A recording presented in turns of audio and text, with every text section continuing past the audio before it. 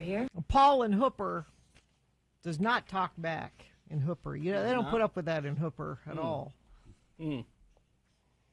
So who do the Coasters think they are? Yeah. Telling that kid what to do all the time. Do your chores. Get to the laundromat. Are we on this daying? Because on this day in 1938, Cornelius Gunter, singer for the Platters and then later joined the Coasters, was born. And Yakety Yak is the Coasters. Gunter was murdered in Las Vegas, Nevada after being shot in his car. Wow. He was only 53 years old. He was scheduled to perform that night in Las Vegas. With the Coasters? I think so, yeah. Said witnesses said he was driving his car and saw another man walk up to the window, and they heard them arguing, and the guy shot him through the windshield twice. He died in his car. The Coasters had a lot of problems. Saxophonist King Curtis, known as the Fifth Coaster, was fatally stabbed by two drug addicts. Wow. Outside of his apartment in 1971. Yeah, Gunter murdered in a Las Vegas parking garage, 1990. So they were gangsta before there was gangsta. Wait, is this the one you just read? Nathaniel Buster Wilson? Did you read that one? No. Oh, this is even worse. Another one. Another coaster, Uh-huh. Nathaniel Buster Wilson, was shot in the head April 1980. His dismembered body was dumped near the Hoover Dam. Dismembered. The Hoover Dam? What, did they say what was behind that? Because, Says Patrick Cavanaugh was convicted of the slaying is on, well, probably gone now, Nevada's death row. This happened back in the 80s. Maybe not. Prosecutors speculated that Wilson was shot because he was going to tell police about a fraud scheme. a frog scheme. Fraud. Oh, fraud. Oh, thank. They're a cursed group, it seems. Well, it's, yeah, I mean, although it seems they were not bad guys themselves, they were just the victims of bad guys. Yakety Yak, not to get it confused with Yakety Sax. No, that's entirely different. That's completely different. Yeah. I can't remember who did Yakety Sax. Well, I know. That's been in a million movies. When you hear it, you'll go, oh, yeah, that. Yeah.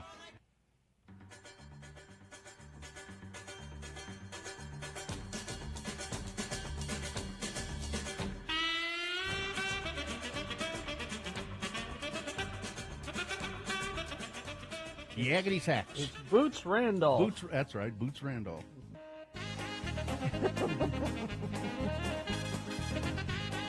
Benny Hill. Is this on Benny Hill? Yeah. Mm-hmm.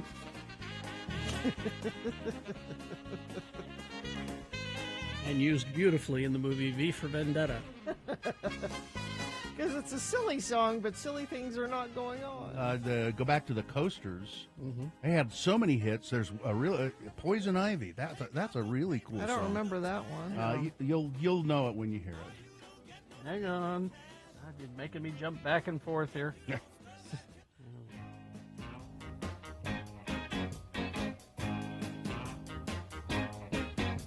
She comes on like a rose, but everybody knows she'll get you in touch. You can look, but you better not touch. Poison ivy. Yeah, she's bad. What about Charlie Brown? Yeah, Carrie was just playing that a little Oh, I bit. didn't hear a little bit. Poison ivy comes a creeping around. She's pretty as a daisy. Little Egypt's another good one. They had a lot of hits. Mm-hmm. I'm looking at the Coasters' 34 massive hits.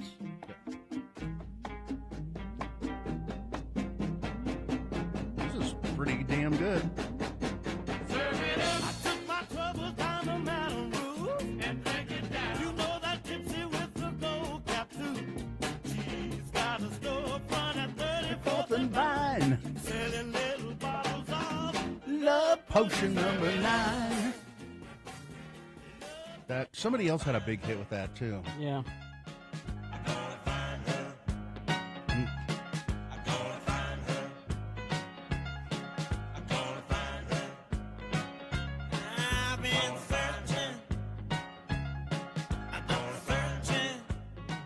Hey, man, they just they cranked them out.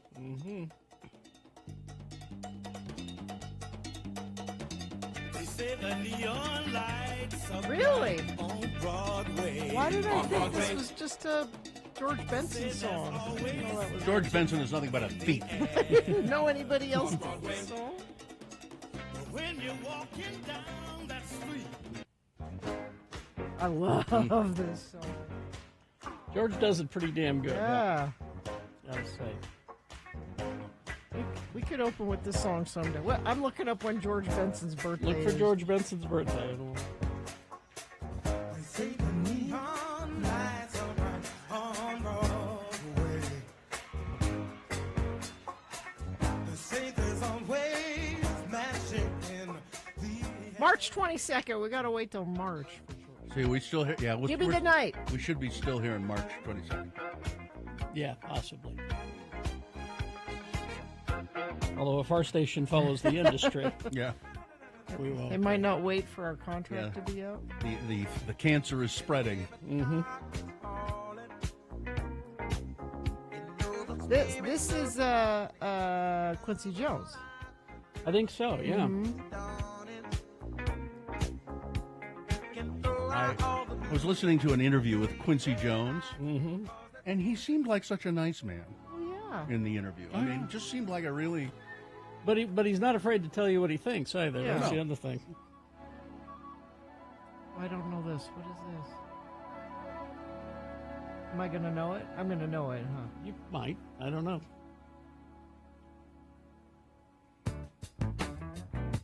Don't know it. What is it? It's called Breezin'. Oh yeah. There's no G. Breezin'. This is Yacht Rock. See, there's another Yacht Rock documentary, Gina. On There is? On HBO, yeah. Thanks for warning me. I will seek that out. Thanks for warning me. I'll stay away from that. together in the air. Now, if you start going to Al Jarreau, I'm out. I'm leaving. Oh, I was just about to. I'm going to Yeah. leave if you go to You Al haven't, done, Jarreau. you haven't done Turn Your Love Around, though. I was waiting for Turn Your Love Around. Oh, it was not on the top 5. You're kidding. Really? That should have been in the top 5. There we go. How is this not in the top 5? It was not. Spotify is wrong. This is from the George Benson collection. Probably all the George Benson that you need. Yes. The Essential. The essential. I think Benson. Broadway is the only George Benson I need, really.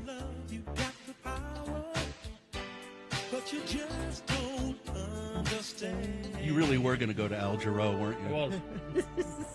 This has been Farting Around with Carrie, Bill, and Gina on X96, Radio from Hell. Okay, so All right. let's take a break.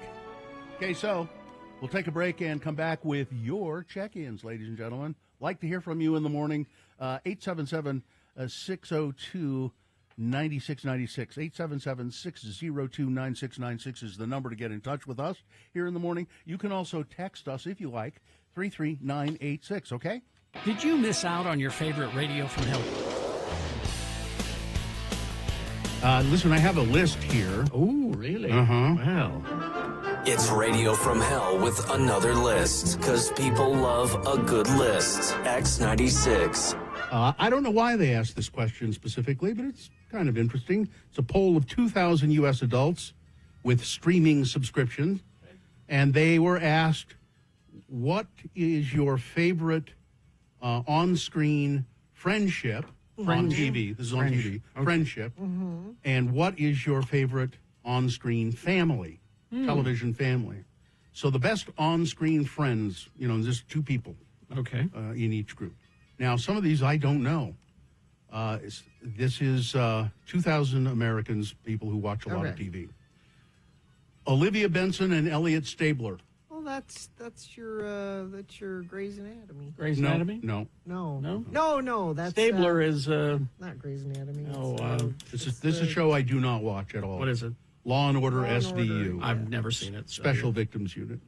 Oh, that's Where's Maloney. Hargitay? That's Maloney and Yeah. Hargitay. Wednesday and Enid. That's Wednesday. Wednesday, yeah. Walter White and Jesse Pinkman, Yes. Breaking Bad. Were they friends? Although that's dysfunctional. Yeah, friendship. yes and no. Yeah. In ultimately, I think they. Rachel and Monica. Friends. Yeah. Friends, yeah. Robin and Steve. Robin and Steve? From Stranger Things. Stranger Things. Okay. Yeah. Chandler and Joey. Friends. That's friends. Here's one I really didn't know. Corey and Sean. You know what show that is? No. Boy Meets World. No, I didn't see that. Jerry and George. They're my favorites, yeah. Seinfeld. Laverne and Shirley. I wonder what show that is. I don't know. Laverne and Shirley. And Kevin and Paul. That's Wonder Years. Yeah. Wonder Years. Was Paul the little... Oh. that kid. Here's a He's text. Millhouse. Here's a texter saying Quark and Odo from Deep Space Nine. Okay. I'll take that one, Yeah, sure. All right, now the best on-screen families. All right. The Addams Family. Sure. Okay. I guess so. The Simpsons. Yes. The Brady Family. Yeah. Are Gilmore Girls on this list? The Bundy Family. Married with Children. Yeah. That was pretty good. Then the Addams Family again. Oh, one was the Addams Family on Wednesday. The other's the Addams Family on the Addams Really? Family. I should have Okay. just combined. And that would be why they're different. That would have been my favorite, I think. The original Addams. The original. Family. Yeah. The Barone Family. Everybody loves Raymond. Everybody loves Raymond. He's really what's his name turned into Ray? Ray. No. Well, they both have Ray and his brother. What's the actor's name? I can't remember his name. Everybody loves Raymond. Both have turned into be really interesting actors in those projects. The brother owns a comedy club in Las Vegas. Yeah, I think it's in the Flamingo. Yeah. Then there's the Taylor Family, which I disagree. Taylor. I hated those people. Oh, the Tool Time? Yeah, Tool Tim Time? Taylor, Yeah. Home Improvement. Yeah. Brad Garrett is who. Brad Garrett, thank you. Brad Garrett. That's right. The Tanner Family. Yeah. This one, Who's the Tanners? Full House. Yeah. The Braverman Family, a show I didn't watch. What show is that? Parenthood. Oh, okay. And the Banks Family. I don't know. Fresh Prince of Bel-Air. I don't No Gilmore Girls? No. That wasn't a family Wait a show. minute. Sure was. You have to have a dad. It's got to be a dad, okay? No Sopranos? No. No. Oh, it's 6 that feet should've- under. How How about, about, There should have oh, been Nick says, where's the house Stark? Yeah. the Huxtables weren't on there? No, that's a Well, I think that's probably a good choice. I think they've been canceled. Hawkeye and Trapper, says Tom. Oh, Oh, yeah. That's, Friendship, yeah. yeah, Friendships. Yeah. That should have been on there. Yeah, Buddy Buddies. Well, you could have put Somebody says JD and Turk from Scrubs. They were good. Oh yeah, they were good Yeah. ones. That's a good example. I like that one. Yeah. And I would go so far to say Gilmore Girls are family and friends. How about that? I think, Gina, that if they acted more like friends than family, you would never know. It could be on both lists. No, you would never know because she had to act like her teenage daughter. They weren't a family. You shut up about There was no man in the house. There has to be a man in the house. The Goldbergs, well, maybe no. Oh, Andrew, Bashir and Garrick from Deep Space Nine. We're coming back to Deep Space Nine again. Anytime you want to, I'll be there. Well, Spock and McCoy, no, they weren't really close, were they? Shut up, Spock. We're rescuing you. Let's see.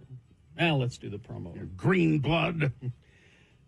They had quite the relationship, those two. I mean, McCoy was just darn right racist to him. Yeah, they were a lot always of times. bickering and well, but Spock was condescending to everyone. Leonard Nimoy, the way he played it, he was condescending to everyone, but even more so with Dr. McCoy.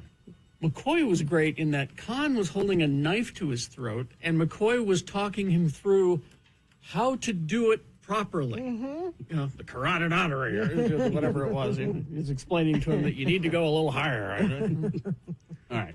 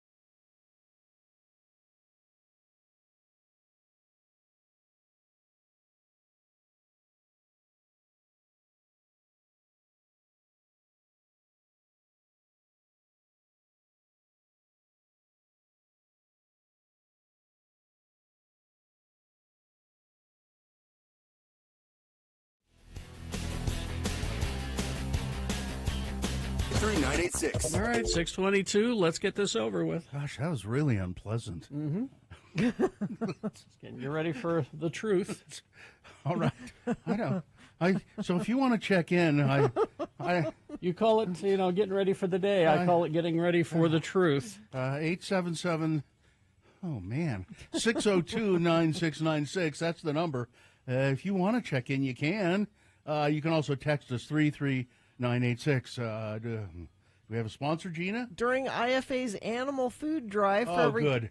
Whew, something uplifting. for every 10 bags of pet food and livestock feed sold, IFA will donate 1 bag of feed to local animals in need. Stop by your local IFA today to talk with IFA's animal nutrition experts for the best food for your pets or livestock.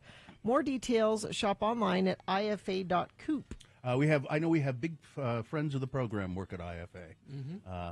It's a really interesting place. All right, let's get it on. The moon is 97.3% of full. It'll be a full moon, I believe, tomorrow. What's known as a beaver moon. Carrie was feeling like it might have been today, but Sure, there was just a brief moment as I was driving in where the moon peered behind the clouds, just appeared just slightly, and it looked full. I'll be full tomorrow. The moon will set today at 5:45 a.m. So it's today is Thursday. It's the 14th day of November in the year of our Lord Jesus Christ, 2024. It's National American Teddy Bear Day. Aw. American Teddy Bear Day. well, Teddy Bear is named after Teddy Roosevelt. That's right. American. But it ain't Paddington, okay? It's a teddy bear. It ain't Paddington. Well, he's from darkest Peru. He's English bear. A National Pickle Day. I like a pickle. Spicy Guacamole Day. And Loosen Up and Lighten Up Day. Loosen up, lighten up. Easy for you to say. Yeah, to lock up your serious side and be happy and carefree. Like us here on the Radio from Hell show, starring the Lords of Morning Radio. Carrie Jackson, right there. Hello, I'm loose and light, Bill Allred. I'm not as loose as I used to be, but I used to be loose as a goose. But Did you? Yeah. There's Gina Barberi right over there, the third member of the Radio from Hell trifecta. I'm all wound up. Are you really? Sure. Katie for short is our fine producer there behind me in the booth. We have a couple of dogs in there, Vax and Gus. Oh, just Vax today. Just Vax today? Yep, there he is. Where's my friend Gus? Where's Gus? And Dawson is here today helping out as well. So Yes. We'll go to your check-ins at 877-602-9696 if we haven't frightened you off. Sketchy Blake of Ogden checking in. Derek from Lehigh. Pittsburgh listener Mauricio Paez checking in. The Benny Hill music constantly plays in the background at work. I'm starting to suspect it's on purpose because we live in a tragic comedy. Yeah. Mixer driver Shane checking in from Sundance Mountain Resort. Perry City listener checking in. Great opening song. I usually play You Can't Always Get What You Want by the Rolling Stones when my kids whine for things. Kennedy and Dennis are checking in, carpooling and listening, 6 days away from a long-awaited and hard-earned vacation. Oh, where are you going? Doesn't say. That's why we like you to call in. So we can answer these questions. 877-602-9696. Perhaps the phones aren't working. That does happen from I time think to Katie time. just isn't checked working. them. Yeah. Man, I love my morning music school. It's the best part of my day. Thank you, lords and lady. You got to listen to Farting Around Live. It doesn't show up on the podcast. Meshach of Erta checking in. Bill, why don't you use your left foot and drive yourself? What? Because I Oh. can't. Left foot. I see. I don't Yes. even know how you would do that. I don't either. Bill's boot is really big. It would get in the way. There's no way to do it. Let's see. Good morning, Lords. Rye of Orem checking in. Great music history today. Lane checking in for Morgan. Last day of my work week. Royd checking in. On my way to Maui this morning. So long, suckers. Checking in for my union apprenticeship job in Woods Cross. Thanks for not being another voice praising Trump while I'm at work. Ugh. Chef Roy checking in. Good morning, Lords and Lady. Have a great day. Johnny B checking in. Monty the Mailman checking in. Hey, Monty. Cardboard Chris checking in. Tim the Tree Guy checking in. Flynn, your friendly neighborhood lift mechanic on the way to work. Thanks for letting me listen. Tristan from the most west of Jordan's checking in. Aaron, the brewer, checking in from Ohio. Switzerland, Germany, and Spain is where Kennedys are headed for their trip to Europe. Oh, fun. HVAC helper Scott of Vineyard. Baby was hollering at 3 a.m. What a morning. Brittany checking in from Harriman. Thanks for making my mornings. Bus driver Troy checking in. Metal shop Mark. Well, looks like everybody's here, so let's begin. And looks like everybody's behaving themselves on the road so far this morning. No accidents or slowdowns to tell you about. Perhaps you see something that UDOT doesn't. That happens all the time. You can text us 33986 and I'll pass it along. Thank you. All right, we will take a break, play a song. After the song, it's Big Boy News and Opinioendo. And Frank Christ presents They're Fine, They're Just Fine, all in the same break. It's the Dead Celebrity Game. We'll explain how to play and what you'll win, all coming up. Stand by.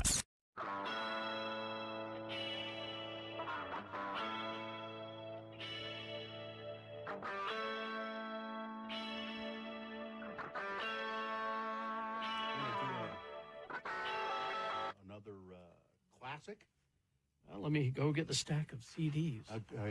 There's a Radio from Hell Classics. We've kind of shied away from doing many phone bits until we get our phones fixed, because those beeping noises are just driving. Even though every program expert in the world says we should do phones. Well, and our program experts tell us, you guys do phones really well.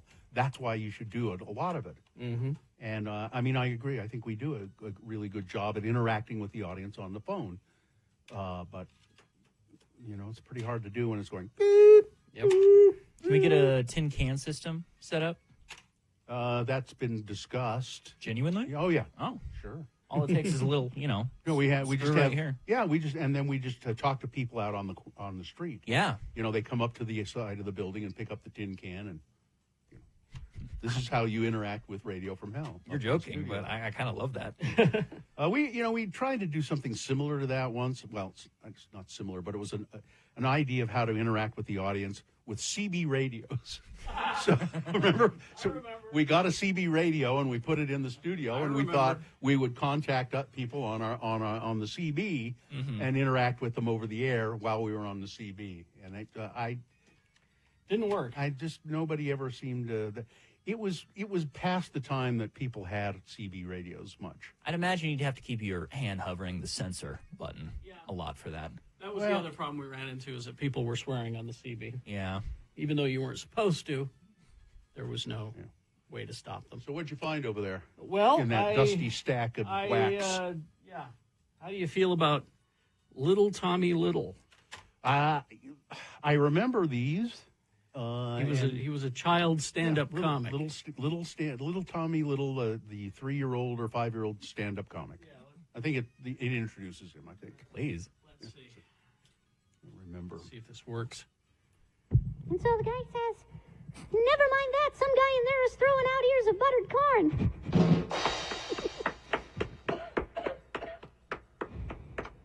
Jeepers, what are you, an audience or an oil painting? But seriously, folks, Wink, our MC here at Zany's, handed me a note before I came out on stage, and it says that someone in the audience is celebrating a special day. Is Stephen Peterson in the audience? Right here, Sonny.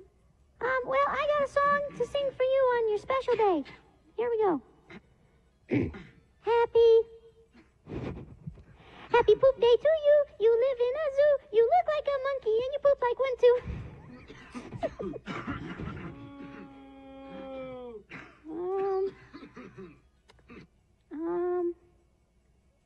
Poo-poo pee-pee.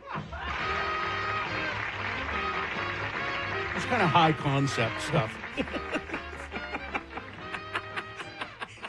High concept stuff.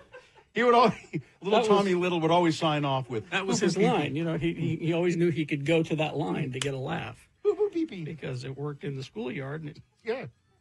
worked in the clubs too. It's high concept. High concept comedy. Yeah. That's highfalutin stuff there. You know what I'd like to hear if we dig the casino one we did, the Deseret. Oh, I love that one. Yeah. We need to find that one. Yeah, the Deseret. The Deseret Inn, The Deseret Inn Hotel and Casino. which was a Mormon-themed casino. A gambling casino. Was it in Winnemucca or something? Yeah. See, the Deseret Inn. Yeah. Because Okay. there was a desert inn. This was the Deseret. I see. Yeah. I see. That's where my confusion lies. Did you know that the state of Utah used to be called Deseret? Yes. Okay. I did know that. There you go. Yeah. There you- Yeah, that was. You got another one there? Well, I could pull out a... What? yeah. What is it? Keep me. I hope it's another high concept bit like Please, yeah. Little Tommy Little. I enjoyed that, but your use of high concept tells a lot about your feelings. Want to hear Tales from the Grave? I don't remember Tales from the Grave, so It was yes. just Tales of the Crypt. Tales from the Crypt, a parrot. Sure. You know, that's Yeah. All right. So there'll be a crypt keeper, but it'd be a grave keeper, I guess.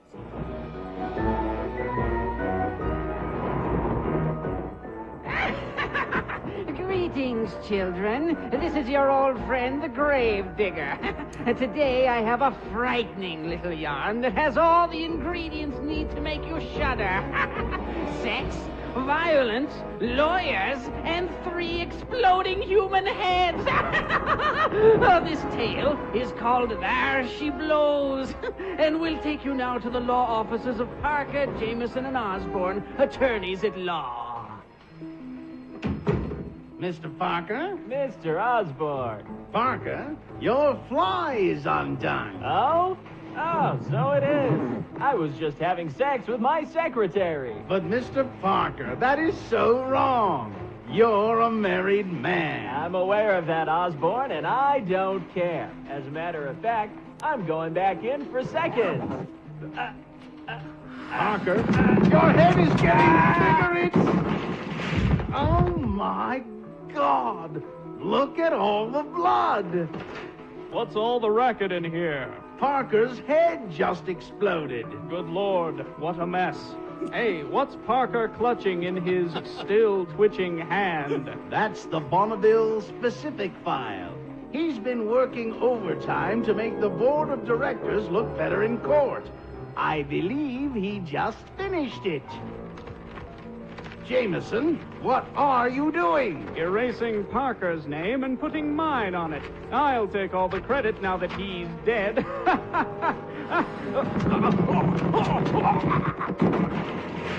Now Jameson's head has exploded too. I'd better call for help. But first, I'm going to go through their wallets and steal all the money. They're not going to need it, and no one will ever know.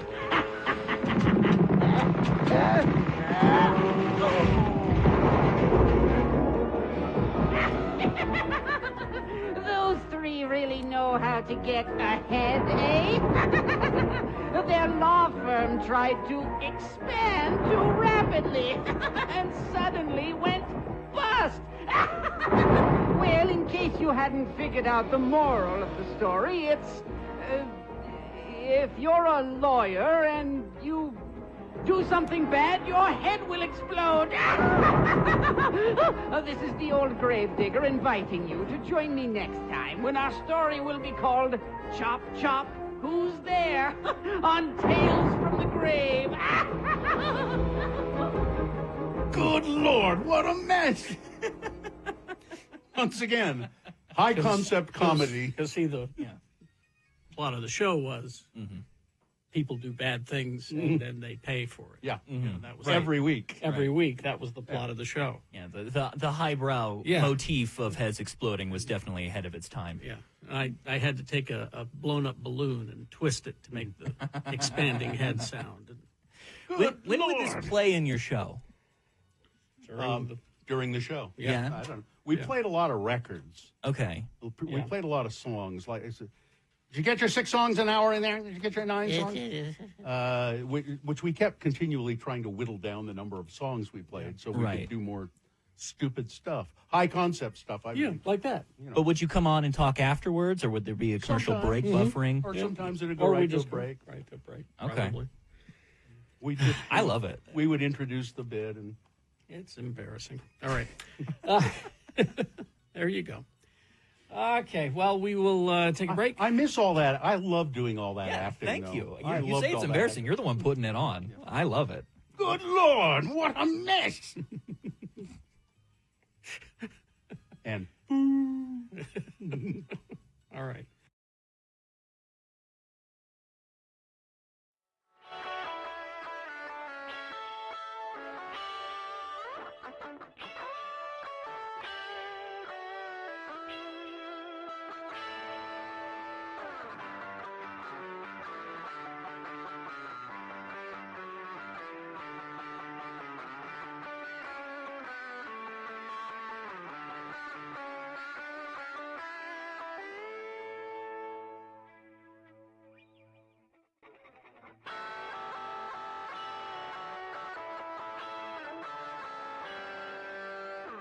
On this day in 1981, the Police had their fourth #1 single with "Every Little Thing She Does Is Magic." From Ghost in the Machine.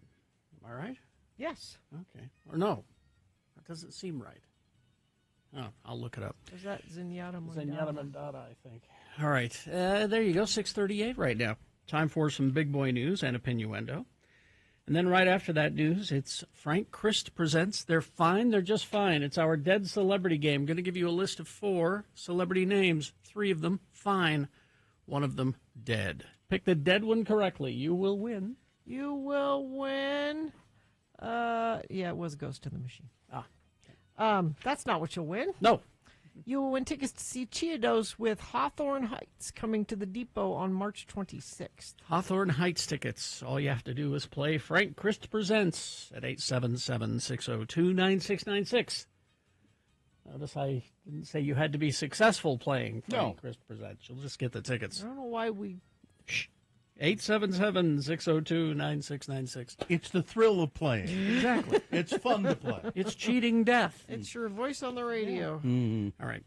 Big Boy News now, brought to you by... Brought to you by Fed Up with Your Current Health Benefits? Empathetics offers offers alternative private health care with great membership benefits. VIP membership is $95 a month with no contract. That includes a Utah Med card. Learn more at empatheticswellness.com. Coming up in the boner candidates, it's not health insurance. It's another kind of insurance, but an insurance story that will make you gasp at its ridiculousness. Denzel Washington has revealed that he kissed a man on the lips Well, he's an actor. while That filming happens. Gladiator, Gladiator 2. But the scene was cut from the theatrical cut of the long-awaited sequel. Really? The Oscar winner in Ridley Scott's film, he is Macrinus, is that his name, the character? A wealthy power broker in Rome who keeps a stable of gladiators for sport. The Gladiator 2 script mentions that Macrinus has been in relationships with other men in the past, which prompted an interviewer to ask Washington, well, how gay is the Roman Empire? He replied, well, I actually kissed a man in the film, but they took it out. They cut it. I think they got chicken, Washington said. I kissed a guy full on the lips, and I guess they weren't ready for that yet. I killed him about 5 minutes later. I mean, it's Gladiator. It's the kiss of death. Everybody dies, right? The kiss of death. Washington Denzel is earning Oscar buzz in the Best Supporting Actor category for his scene-chewing performance as Macrinus. The role reunites the actor with Ridley Scott after their work on American Gangster. And it was Ridley Scott's involvement alone that convinced Denzel Washington to sign on for the Gladiator sequel. I have to be inspired by the filmmaker, and I was tremendously inspired by Ridley, Washington said. We had a great go-round, the first go-round, and here we are. He's engaged, he's excited about life, and his next film, he's an inspiration. We should all want to feel like that at the age of 86. Here we go. The House Ethics Committee in Washington. Ethics. Yeah, which was investigating allegations that Representative Matt Gaetz had engaged in sexual misconduct and in illicit drug use. They were prepared to vote to release a highly critical report about Matt Gaetz on Friday. Really? According to a Republican official familiar with the matter. The release would have come 2 days after President-elect Donald Trump selected Gaetz to be his attorney general. And make it all go away. Gates, Florida Republican, abruptly resigned from his House seat late Wednesday, effectively ending the ethics investigation that has hung over his head for years. Gates, the official said, had repeatedly offered combative replies to questions posed by the committee, effectively delaying the fact-finding process for several months. The publication of the committee's findings was additionally delayed, the official said, because of a House rule that forbids releasing a negative report close to an election. The official spoke on condition of anonymity to discuss a sensitive investigation. Now, with Gates' departure from Congress, the committee no longer has jurisdiction to investigate him. It was not immediately clear whether it would still release the findings. They won't. Tom Russ, the chief counsel and staff director for the panel, declined to comment. Another pick from Donald Trump.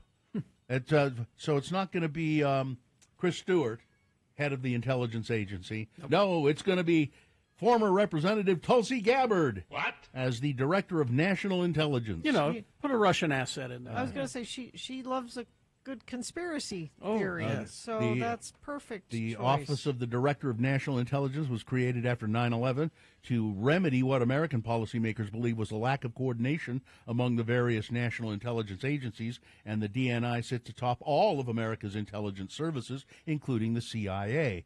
Gabbard is stunningly unqualified for almost any cabinet post, as are most of Trump's other picks, but especially for the Office of National or Director of National Intelligence. She has no qualifications as an intelligence professional. I mean, literally none. Yeah. She is a reserve lieutenant colonel who previously served in the Hawaii National Guard with assignments in medical, police, and civil affairs support positions. She has no significant experience directing or managing much of anything. You know, it's almost like Putin himself is picking these people. But leave aside for the moment that she is manifestly unprepared to run any kind of agency. Americans usually accept that presidents reward loyalists with jobs, and Trump has the right to stash Gabbard in some make-work office in the bureaucracy if he feels he owes her. It's not a pretty tradition, but, you know, it's not unprecedented. But why not couldn't he really just... important. No, why would... Yeah, so it's ridiculous. This is bad. Here, we'll move on to some local stuff. Residents attended a Tuesday night South Jordan Planning Commission meeting to share their views with officials about an 18-acre parcel of land to be rezoned for townhomes. Chase Passey's home in South Jordan overlooks open space and the Jordan River Trail. This is an amazing view. This is what we paid for. This is what we paid for when we bought this house. For us, it's more than just an open space. It's our little sanctuary that we don't want to have ruined.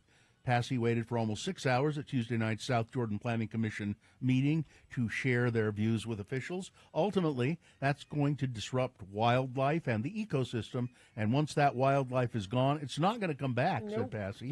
A concern for some people is that they thought that this land was designated as protected forest land.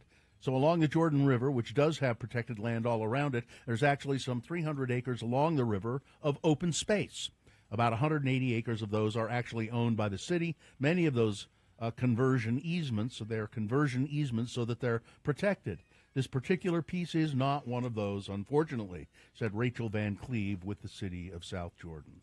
If the plans go through, the city said the developer has agreed to maintain some of the wetlands there, some of them, enough for a duck or two maybe.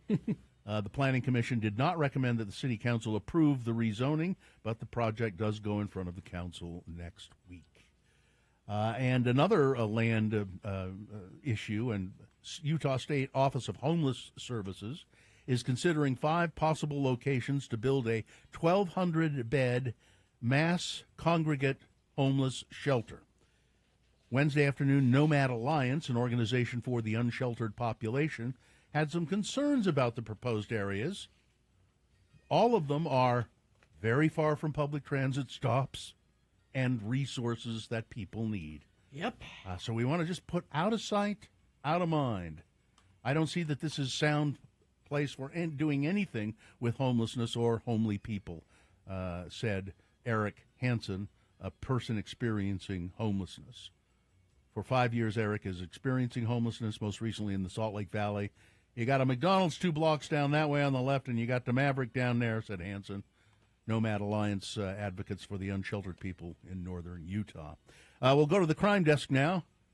Human heads are washing up on, is it several heads or just one? Just one head. I mean, One's too many. police are investigating after a human head washed ashore at a popular tourist beach in South Florida. A beach worker in Key Biscayne, Florida, found the head around 8:30 on Tuesday. Worker notified police. It determined the object was, in fact, a head. Miami-Dade authorities are awaiting results from the medical examiner's office to determine the identity of the person as well as the nature and manner of the person's death.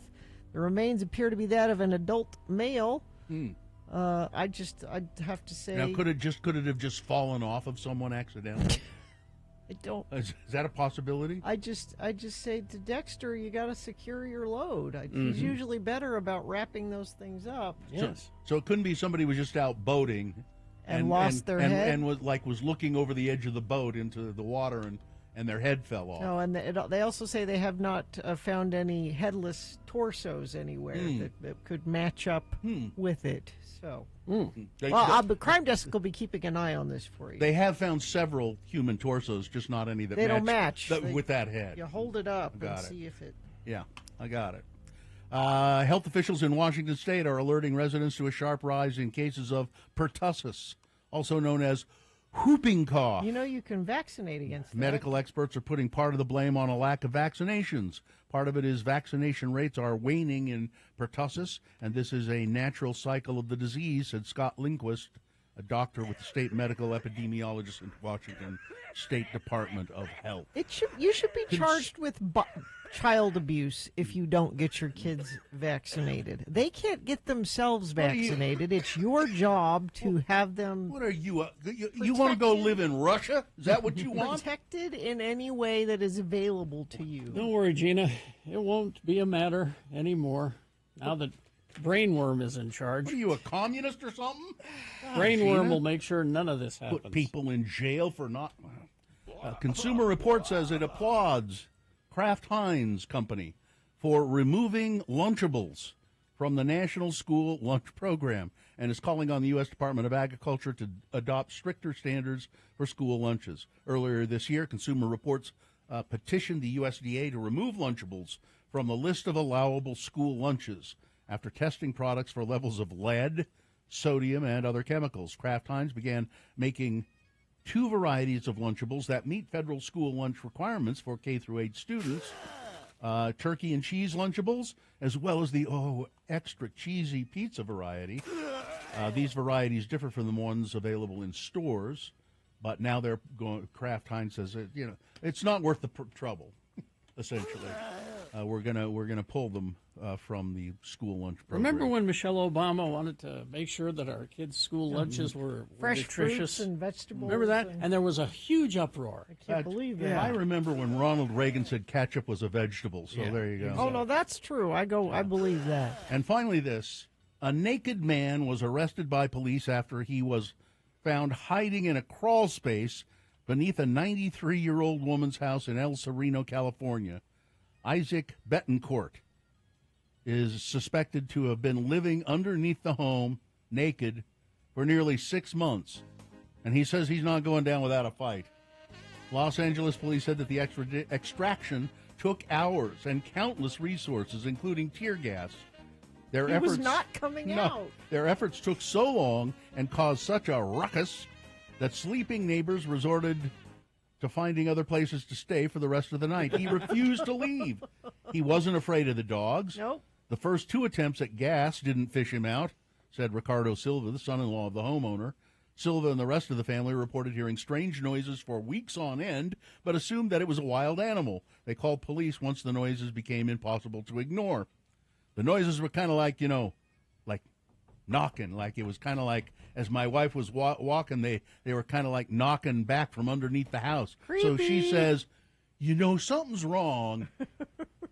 That's not a raccoon. They don't do that. The crawl space itself was barely 2 feet tall and spanned across the bottom of the house with 3 different entryways. The family thinks he only used one of the exits to come and go as he pleased, and they plan to board up the crawl space as soon as possible. It's a bizarre thing, but not probably uncommon, in this day and age. People are looking for shelter, Mr. Silva said.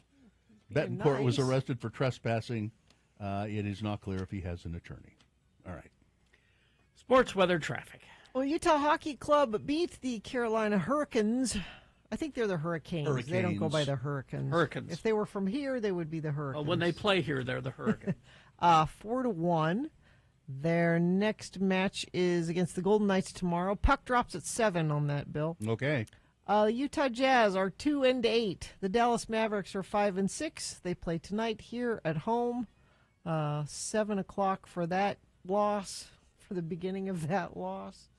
NFL tonight, Commanders and the Eagles at 6:15. No, wait. The Jazz won last night, though, didn't they? No, they play tonight. But they won a game just last night or the night before? No, man, they won 2. Anyway, weather. 36 right now, sunny and a high of 56 today. It'll be really nice. Next chance of a shower coming Friday night into Saturday. 80% chance, and it will get cold enough that could be snow by Saturday, it looks like. Sunday, it will clear up. Sunny, high of 44. Traffic, let's see. We have one issue to tell you about. Crash eastbound 201 freeway, 9th West is blocking the left shoulder. Just cleared, but the delay stretched back to Redwood Road. Business owners, do you owe $15,000 or more on employment taxes and don't know what to do? McClure & Stewart are your local trusted tax attorneys. Go to McClureandStewart.com today. Hello, Frank. Oh, hello, everyone. Frank Christ here in the studio. The Grim Reaper, the Reaper of Celebrity Souls. Frank is here to play the game we call Frank Christ Presents. They're fine. They're just fine. Frank has, he reaps the souls of precious, precious celebrities. He doesn't like to do it, but somebody has to. Well, it's part of my curse. Yeah. But you are kind to them as you escort them to the next realm. I try to be. Frank collects these souls, the souls of celebrities, in his sidecar. He's a Grim Reaper in that traditional sense too. He's a skeletal figure. You can see him if you go to x96.com/live. It's an artist representation. Yeah, that's just AI. No camera can capture my essence. You're better. Well, we can see you here in the studio, and you're much better looking than that artist representation. But if you were to take a picture of me with like your phone or something, I would not wouldn't show up. No. Frank, we play this game. Frank gives me a list of actors, 4 actors, and on the list, 3 of the actors are. Well, they're just fine. He's happy to report that they're fine, but one of the actors, well, it's very sad. Frank has had to claim. And it's so hard for you to do that because you love them, don't you? Oh, I do. I love our precious celebrities. Do we have a contestant to play the game? Yes, Jordan is on the line. Jordan, hello. How are you?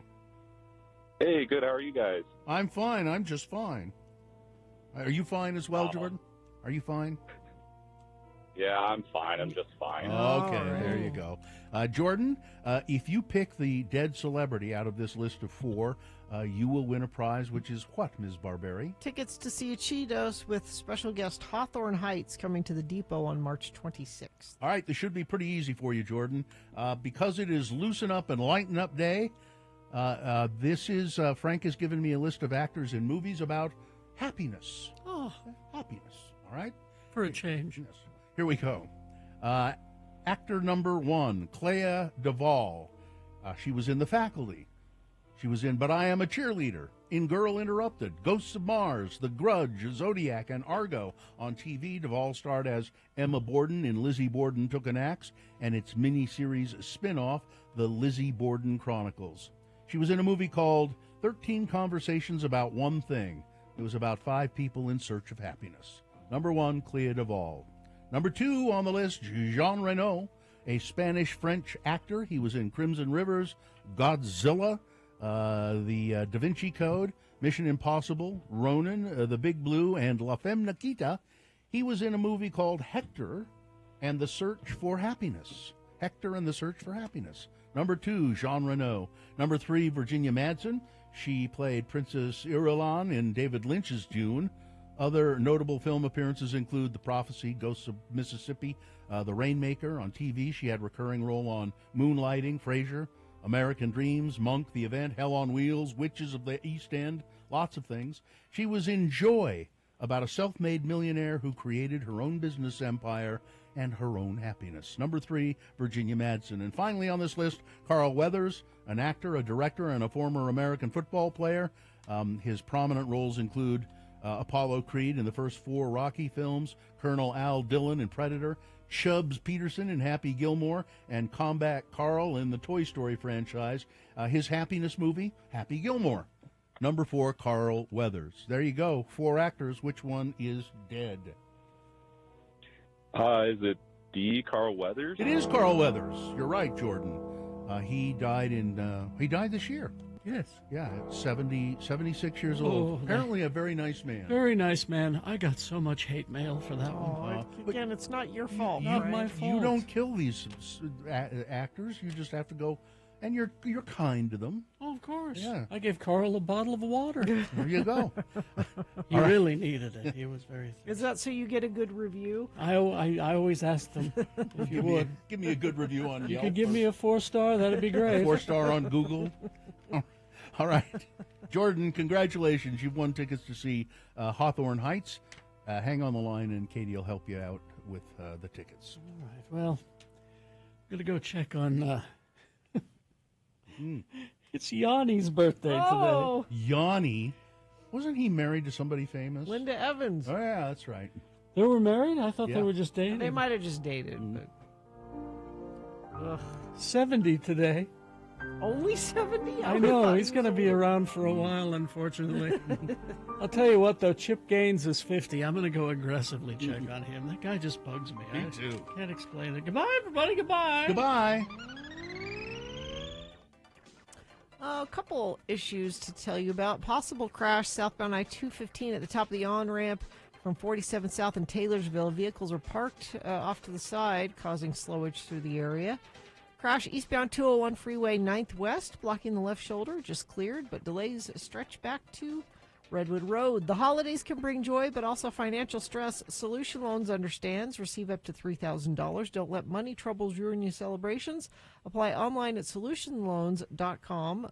I'm sorry, solutionloansnow.com. Mention the code word Santa for a free payment. All right, KXRK Provo going to take a break. We'll be back after these with some geek news and boner of the day. Stand by.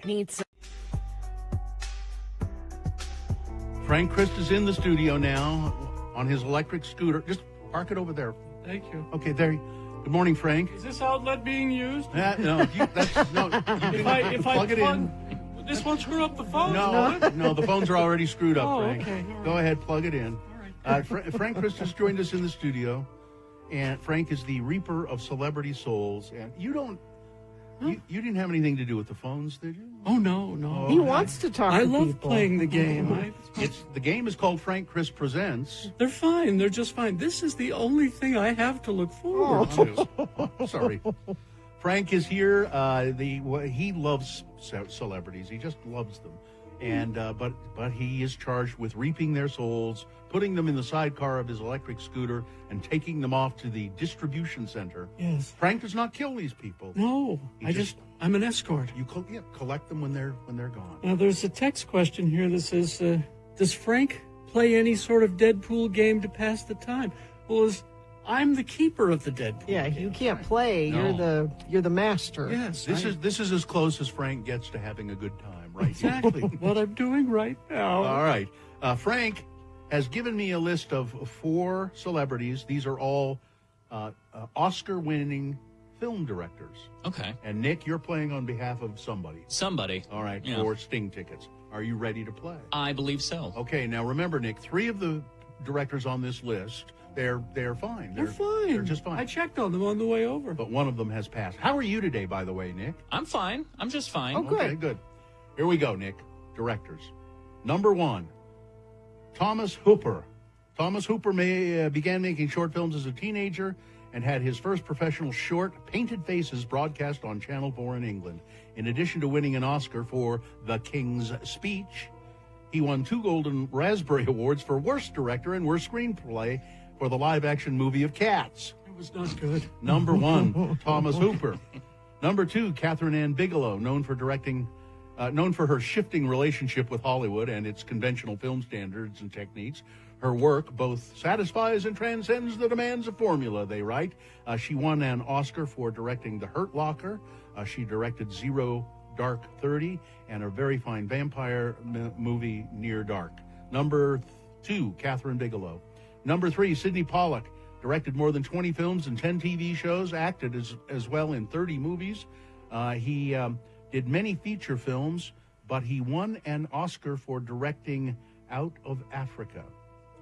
Sidney Pollack, number 3. And number 4, Alfonso Cuarón, Mexican film director, known for directing films in a wide variety of genre. He did a romantic drama, Great Expectations, a family drama, A Little Princess, the coming-of-age road film, You Tu Mama Tambien. He won 2 Oscars for Gravity and for Roma. Number 4, Alfonso Cuarón, who is the dead director. I'm going to take a shot in the dark here and say Bigelow, number 2. Catherine Bigelow, no. No, she's fine. No, she's fine. She's fine. But, Nick, we give the regular contestants a second chance. Oh, I'm very familiar. Okay, we're going to give you a second chance. So listen carefully. Is it Thomas Hooper, Catherine Bigelow, Sidney Pollack, or Alfonso Cuarón? Was it Pollack? It was. Oh, my goodness. Sidney Pollack died in 2008 at the age of 73. I was going to say he won an Oscar for directing Tootsie, but now I remember he was in Tootsie. Mm-hmm. Yeah, he directed it, too. Did he direct it as well? But he didn't win an Oscar for that, No. I don't think. All right, Nick, so congratulations. You have won on behalf of a random listener. And what is the keyword? How do you spell Pollack? You're going to make this difficult. Yeah. How about Tootsie? It's not that. Tootsie? Tootsie? How about Tootsie? Tootsie. You said it enough now, I guess. Tootsie. Yeah. How do you spell that, Gina? Tootsie. Tootsie. Tootsie. Tootsie. Send that to 33986. Message and data rates may apply, and I'll give somebody a phone call if they won those Sting tickets. Sting coming Saturday to USANA Amphitheater. Perfect. Thank you very much. Thank you for playing. You might have to play Beat Gina. No, we got to figure out how to fix the phones. Yeah. You might have to pretend that you're Dr. Cobb. Oh, that could be fun. Yeah. It'd be good for business, too. Sure. Has anyone seen Sophia Loren? Oh, I international treasure, Sophia Loren. I didn't know she was still here. 89 today.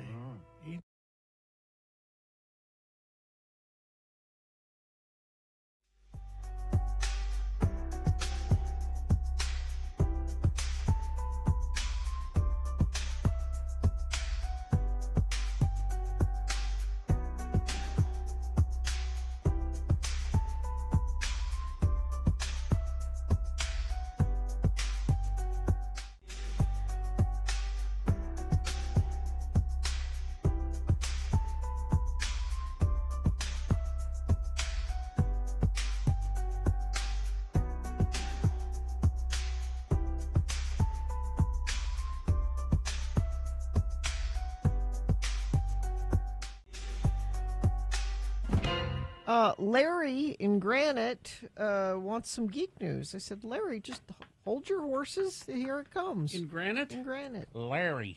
Brought to you by, it's time for holiday shopping. That means stopping by Cabin Fever since 1982. It's Cabin Fever, located in the historic heart of Trolley Square. Cabin Fever, so much more than a card store. But they do have a great selection of cards.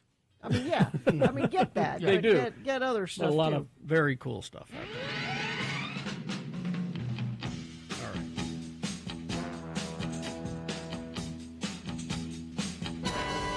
Okay, got some trailers for you today. Well, one anyway. It's a pretty cool one. Marvel and Disney have just released a trailer for the third and final season of What If? Huh. And it looks like the watcher is asking some unexpected questions this time around. They're going to wrap things up. It's pretty cool. To understand, you must learn to see. What exactly are you proposing? It's showtime. Here we go! Howard, are you sure you can fly this? Are you kidding? I'm a duck. I was born to fly. Strap in. Oh, move over. That's the one I'm looking forward to. Howard the Duck and Darcy from Thor. Okay. In a team up. Why not? Defenseless. What an odd concept. I'll say. We may not get another one. In addition to a Wild West adventure with Shang-Chi and Kate Bishop, a couple of great ideas, We get a newly revised Avengers team forming a giant mech robot. Avenger, assemble. Like a Mighty Morphin Power Ranger. But the thing that everybody is talking about is at the end of the trailer, Storm from the X-Men shows up, wielding Mjolnir. And she is, Thor's hammer. Oh. And she is proclaiming she is the goddess of thunder. Okay. Well, if you're wielding it, isn't that all you need to prove it? And even nerdier, it's voiced by the animated series X-Men's Allison Seeley Smith, no less. So it's very dramatic. Is what if? So, it's going to be a lot of fun. But you got fan favorites like Captain America, Sam Wilson, Winter Soldier, Bucky Barnes, Hulk, Bruce Banner. Maybe it's time that we called in some help.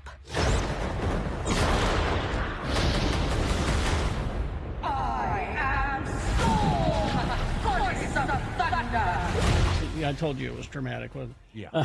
December 22nd on Disney Plus is when that will start. So it's just in time for your holiday viewing.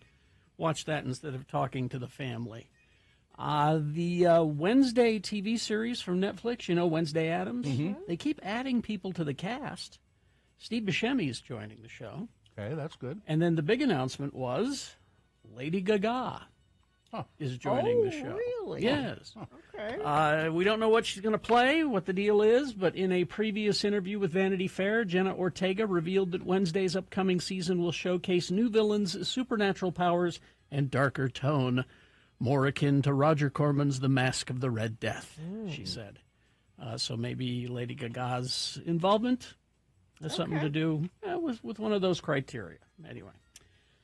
We were all disappointed to hear that Marvel wasn't moving forward with Blade. Well, they removed it from their schedule. Because It's always been a problem, hasn't it? Yep. But speaking at a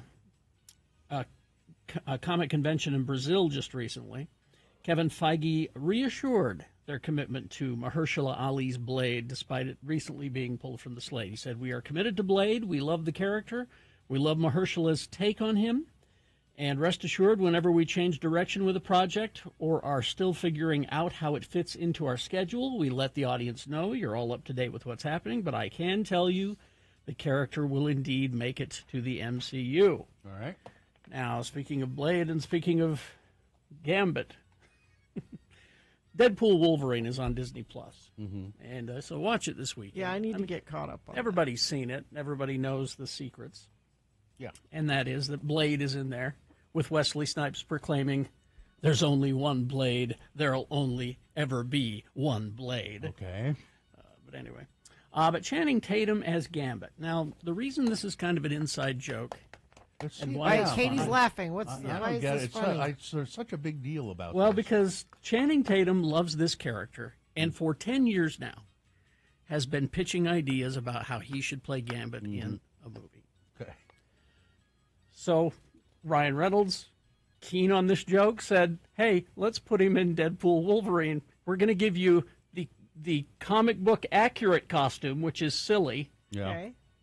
And Gambit as a character is kind of, in my opinion, kind of silly. Okay. But he was asked recently about, Deadpool, Wolverine, Gambit, and all that.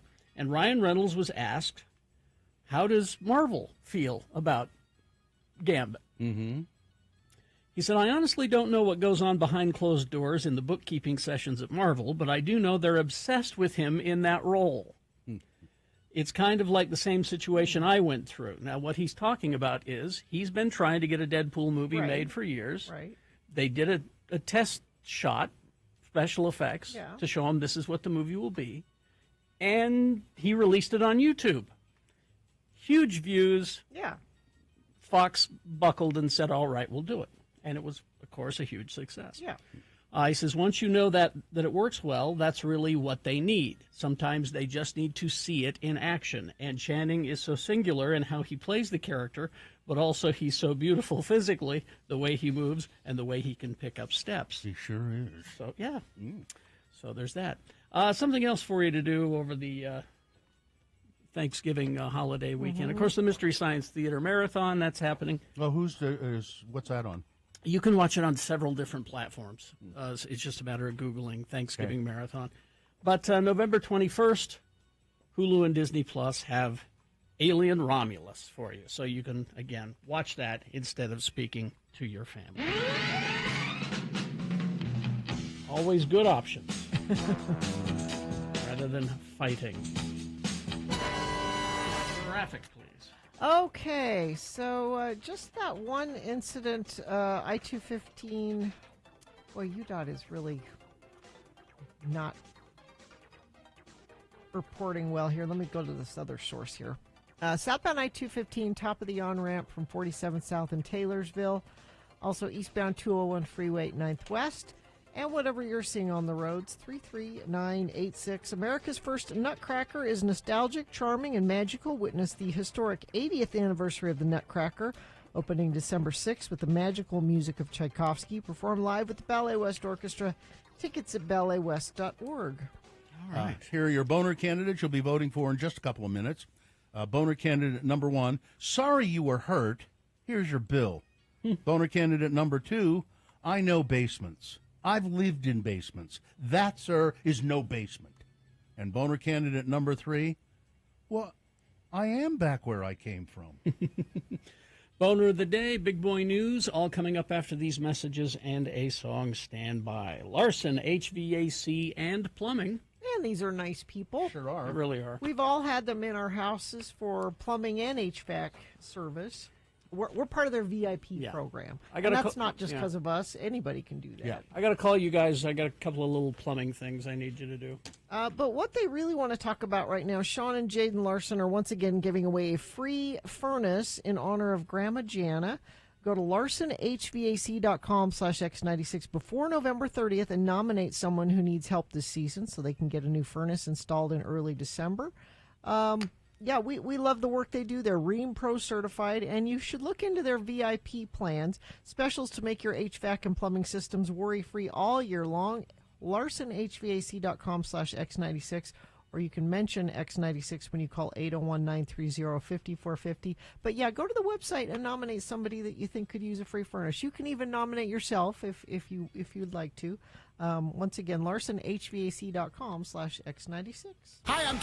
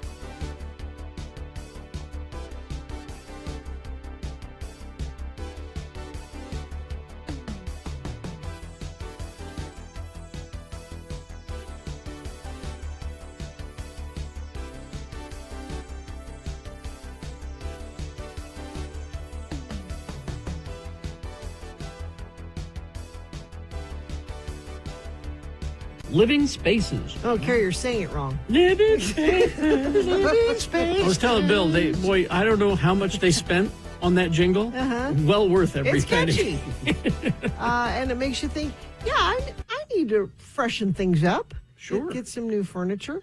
Living Spaces has a huge selection. Free next day shipping. I was actually just on their website looking at it. I'm like, I could get that tomorrow. Or you can go into one of their store locations. Might as well. They have 2 in Salt Lake. In Draper, located just off I-15 and Bangor Highway. And Draper's furniture retail hotspot. That whole area there is where you can go shop. Clearfield, located off I-15, 700 South. Nice thing is the salespeople there, they're non-commission based.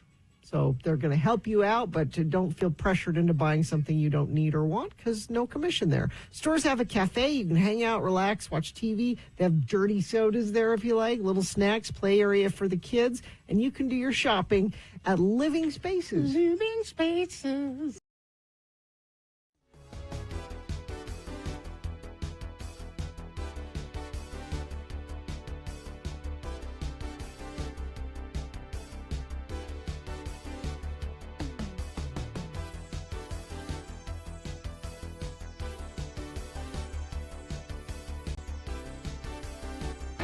On this day in 2004, U2 went to #1 on the singles charts with Vertigo. Nice. All right, 7:22. Time now for Boner of the Day. These are 3 news stories. They will be examples of bad, stupid, or funny human behavior. And you will decide with your vote of these 3 candidates which one is the worst. Which one should be Boner of the Day? Boner, of course, an old term meaning mistake. We'll give you 2 candidates now, a third after the news. Once you've heard all 3, then you will vote. One of you lucky random Boner voters will receive. Can't buy it. Got to win it. Radio from Hell Boner t-shirt. Here's Boner candidate number 1. Sorry you were hurt. Here's your bill. William Hosch, 71 years old, is suing Columbia River Fire and Rescue Department for $1 million for injuries and medical expenses. Here's what happened. An ambulance hit a cyclist in Oregon. That was Mr. Hosch. An ambulance hit him, loaded him onto the ambulance. Well, that was handy. Took him to the hospital for treatment, and then billed him $1,800. Oh, well, no. According to a lawsuit that the unwitting patient has since filed. Mr. Hosch was hit by the ambulance in question after its driver made a right turn. His nose was fractured. He was covered in blood and scrapes. Mr. Hosch is suing Columbia River Fire and Rescue for nearly $1 million after the agency he blames for the accident sent him a $1,862 bill for the ambulance ride. The lawsuit claims Mr. Hosch was left with permanent injuries and has accrued about $47,000 in medical expenses so far, with an additional $50,000 in costs anticipated after his visit to the hospital. Can you? I mean, really? That's just some cojones. I mean, that's just, you know. I get, maybe if you're the company, you say, look, we're so sorry. This normally would have cost you $1,800. We're certainly not going to charge you anything. We'll waive that. And let's just and I think a reasonable person probably would have gone, oh, okay, everything's fine. Now we'll call it good. But no. Boner candidate number 1. Sorry you were hurt. Here's your bill. But Mr. Hannity says we have the greatest health care system in the world. Here's Boner candidate number 2. I know basements. I've lived in basements, and that, sir, is no basement. Okay. A Florida couple's flood claim was denied over a 3.5-inch step, despite them having paid 12 years worth of flood insurance payments, never having a claim before. But here's why it was denied. Sometimes loyalty pays off, but with insurance, that loyalty can feel pretty misplaced when insurers fail to deliver at critical moments. Jamie Giangrande Holcomb and her husband had paid faithfully for flood insurance for 12 years. However, last month when Hurricane Helene left their home in Town and Country, Florida, near Tampa, flooded, they hit a snag. The insurance adjuster informed them that the 3.5-inch step down into their sunken living room classifies it as a basement under their policy, meaning it is not eligible for flood coverage. Come on. This is ridiculous, says Giangrande Holcomb. To even come out and say the word basement in the state of Florida is comical. Yeah, nobody has a There basement. are no basements in Florida. No. He said, I grew up in New York City, and I know what a basement looks like. I lived in basements. This is not a basement. This insurance company's jobs are to find ways to not pay out claims. That is their whole business model. This denial highlights how a small technicality can impact coverage, even for long-term paying customers. Gigandi Holcomb and her husband have a flood insurance policy through the National Flood Insurance Program administered by FEMA. This year they paid $3,800 for coverage, and up to now they've never filed a claim. We're happy to take your basement money, even though you don't have a basement. Listen, I know basements. I've lived in basements, and there is no basement. Boner candidate number 2. Coming up in a moment, boner candidate number 3. I am back where I came from. Boner candidate number 3 coming up after this. Big boy news and opinioendo brought to you by... Waterproof your home with Baseco because water can make its way through your foundation in many different ways. Baseco, this is good timing, isn't it? Baseco specializes in a variety of permanent foundation waterproofing solutions tailored to your unique issue. From sump pumps all the way to major repairs to cracked and settling foundations, each solution backed by a guarantee. Schedule a free assessment today at baseco.net. See, that's Gina Barberi right there. That's what we pay her for. She making things time up like that. That's great. YouTuber turned boxer Jake Paul had to wait an extra 4 months for his high-profile match with 58-year-old former heavyweight champion Mike Tyson. The delay from the original plan for July was caused by Tyson, Iron Mike, having a medical episode on a plane and needing time to recover from a stomach ulcer. The rescheduled bout is set for tomorrow night, at the $1.2 billion retractable roof home of the Dallas Cowboys in Arlington, Texas. The state has sanctioned it as a pro fight with some modifications. It's hard to give an exact time for the main event. There'll be a lot of undercard fights, but it could be as late as midnight Eastern time. I feel like this has been like 10 years in the... No, it hasn't been that. It just feels like they've been talking about it forever. Well, as we were just saying, Tyson was ill for quite some time. It's on Netflix, and what are the odds? Well, Jake Paul is a minus 210 betting favorite, according to BetMGM Sportsbook. That means the payout for a Paul victory would be slightly less than half the amount of any bet. The most bet prop is for Tyson to win by a knockout or a technical knockout or a disqualification, followed by Tyson to win on points and Tyson to win in the first round. So most people are thinking Tyson's going to mop the floor with him. The difference in the ages of the two fighters, 31 years. Paul is 27. As Kerry has said many times, they're both horrible people. Yeah, who do you root for? I'm not rooting for... Iron Mike is 31 years older than he is. He retired in 2005 with a record of 50 wins, 6 losses, 44 knockouts. Jake Paul is an ass. And I think I think I will maybe watch some of this because I'd like to see Jake Paul have his nose flattened. And just in other fight news, mixed martial arts star Conor McGregor testified Wednesday that he had consensual sex with a woman who's suing him for sexual assault and said that she fabricated her story. Everything's a lie, he said. It's a full-blown lie among many lies. Well, Leo Stutz, a former U.S. Marine accused of assaulting police at the U.S. Capitol on January 6, 2021, failed to appear in court yesterday, prompting a federal judge to tell his attorney that a bench warrant would be issued for Mr. Stutz's arrest before the end of the day. She also alluded cryptically to threats that Stutz may have made against himself and others. We're missing one key person here, said U.S. District Judge Tanya Chutkin to Stutz's attorney, Stanley Woodward, as she glanced around the courtroom. Judge Chutkin did not go into specifics about the threats, but said that Mr. Stutz had expressed homicidal and suicidal sentiments including statements about threatening to kill people in this courtroom, she said. Wow. The 46-year-old North Carolina man is facing 15 charges, including for assaulting, resisting, or impeding officers at the Capitol and using a dangerous weapon. Prosecutors say footage from the Capitol attack shows Stutz hoisting a large metal billboard with Donald Trump's name on it and using it as a battering ram against police. He's also accused of using a bike rack to assault police. Prosecutors allege that Stutz was one of the rioters who led the way in the final breaking of the police line on the West Plaza. But And are they Donald just going to turn around and let them all out of prison? Well, we'll see. Donald Trump met with President Biden in the Oval Office yesterday.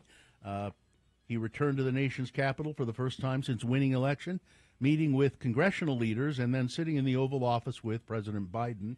Biden welcomed Trump to the White House, which is a routine part of a transition that Biden had intended to underscore the need to reinforce democratic norms as the nation prepares for a Trump presidency. He didn't get the same courtesy when he took office. No, he didn't do it. The two men said little during a brief period in front of the news media. They shook hands, appeared to be cordial. Congratulations, I look forward to having a smooth transition, Biden said. Can you imagine? I mean, has any president ever said that to an incoming president before? I look forward to having a smooth, peaceful transition. Peaceful. Why should that have? That should be a given. You never should have to say that. Exactly. And Trump said, "Well, politics is tough, and in many cases, it's not a nice world, but it's a nice world today, and it's as smooth as it gets. This is so smooth, it'll be smooth like no other smooth." More than 100 years of Logan, Utah history could soon be cut down, which is why community members are locked in a fight to save the city's ash trees. These trees stand tall, said resident Brandon Elwood. It's time for us to stand tall for Logan as well. Mr. Elwood put down roots in the city's Island neighborhood 5 years ago. Roots. This iconic stretch in this canopy of trees here that marks the entrance to Logan Canyon. It's an iconic spot that people know, he said. Not just us along this stretch, not just the neighbors in the Island neighborhood, not just the city of Logan, not just the valley. Mr. Elwood says the 17 ash trees that may be cut down are each more than 100 years old.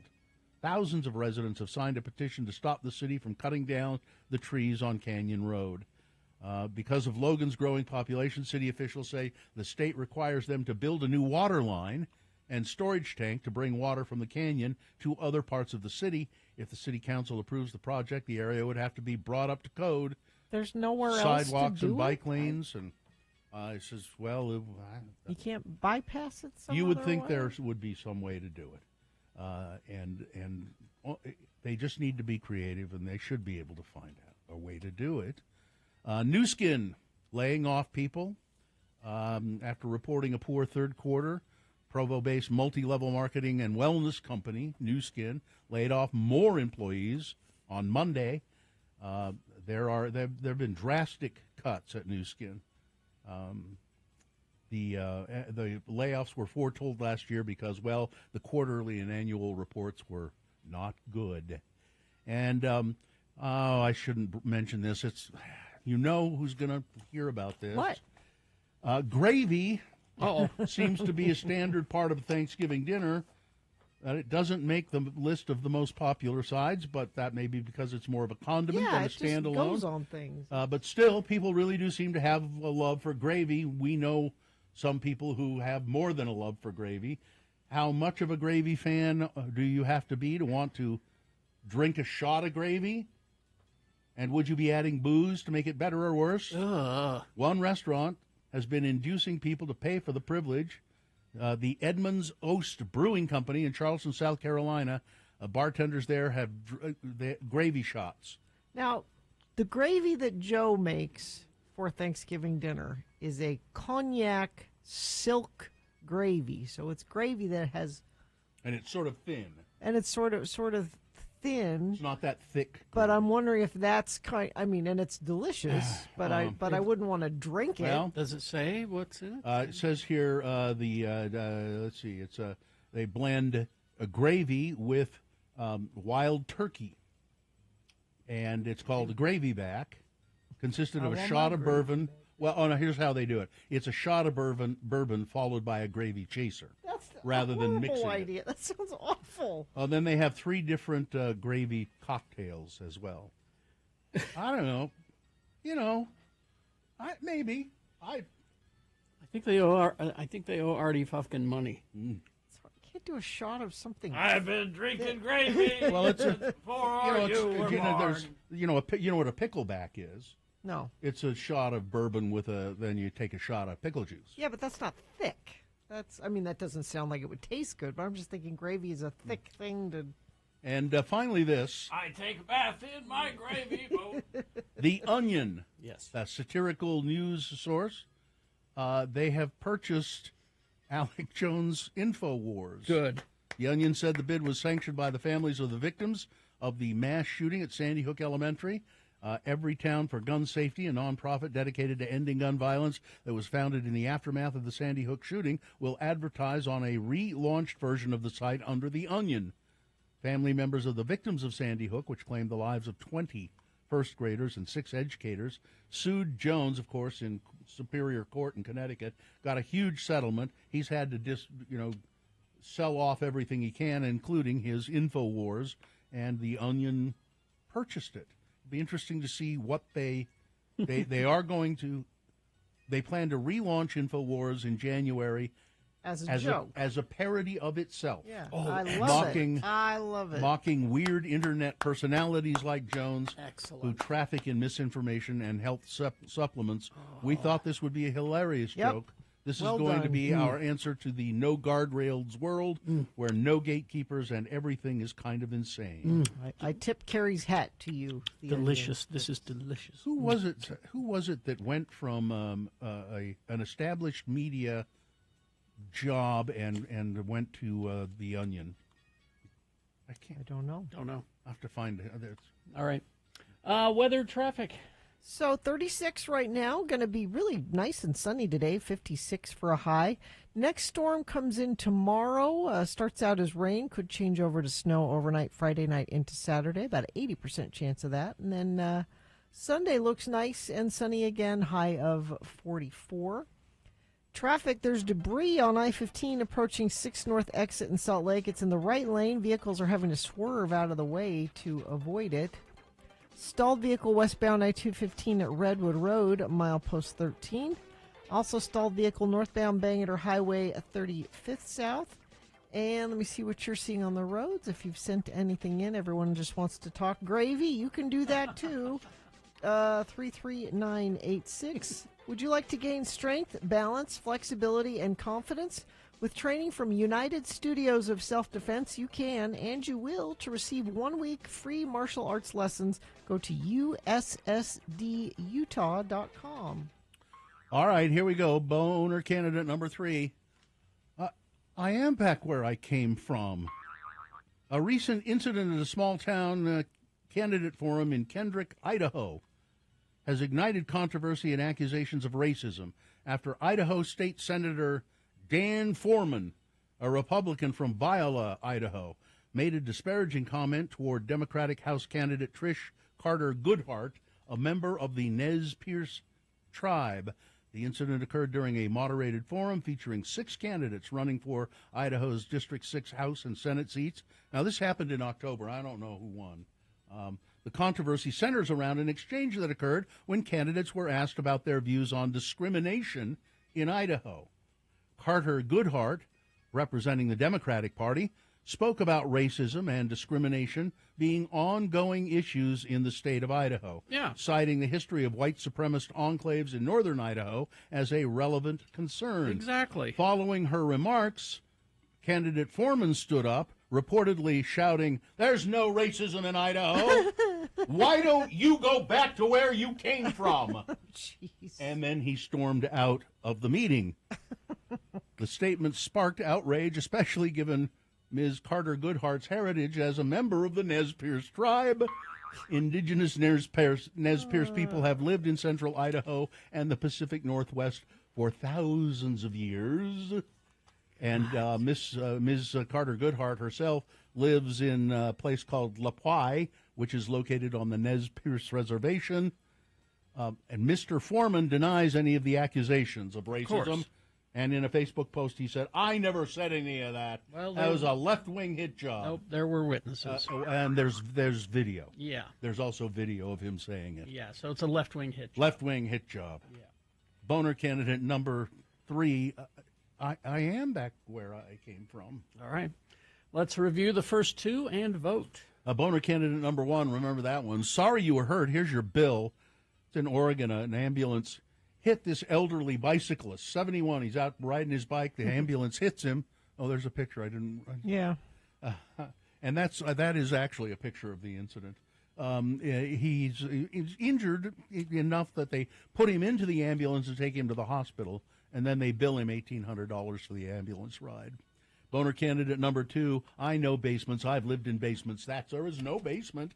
This is an insurance company in Florida, flood insurance. They say, no, we can't pay your claim because that is a basement. It's a 3.5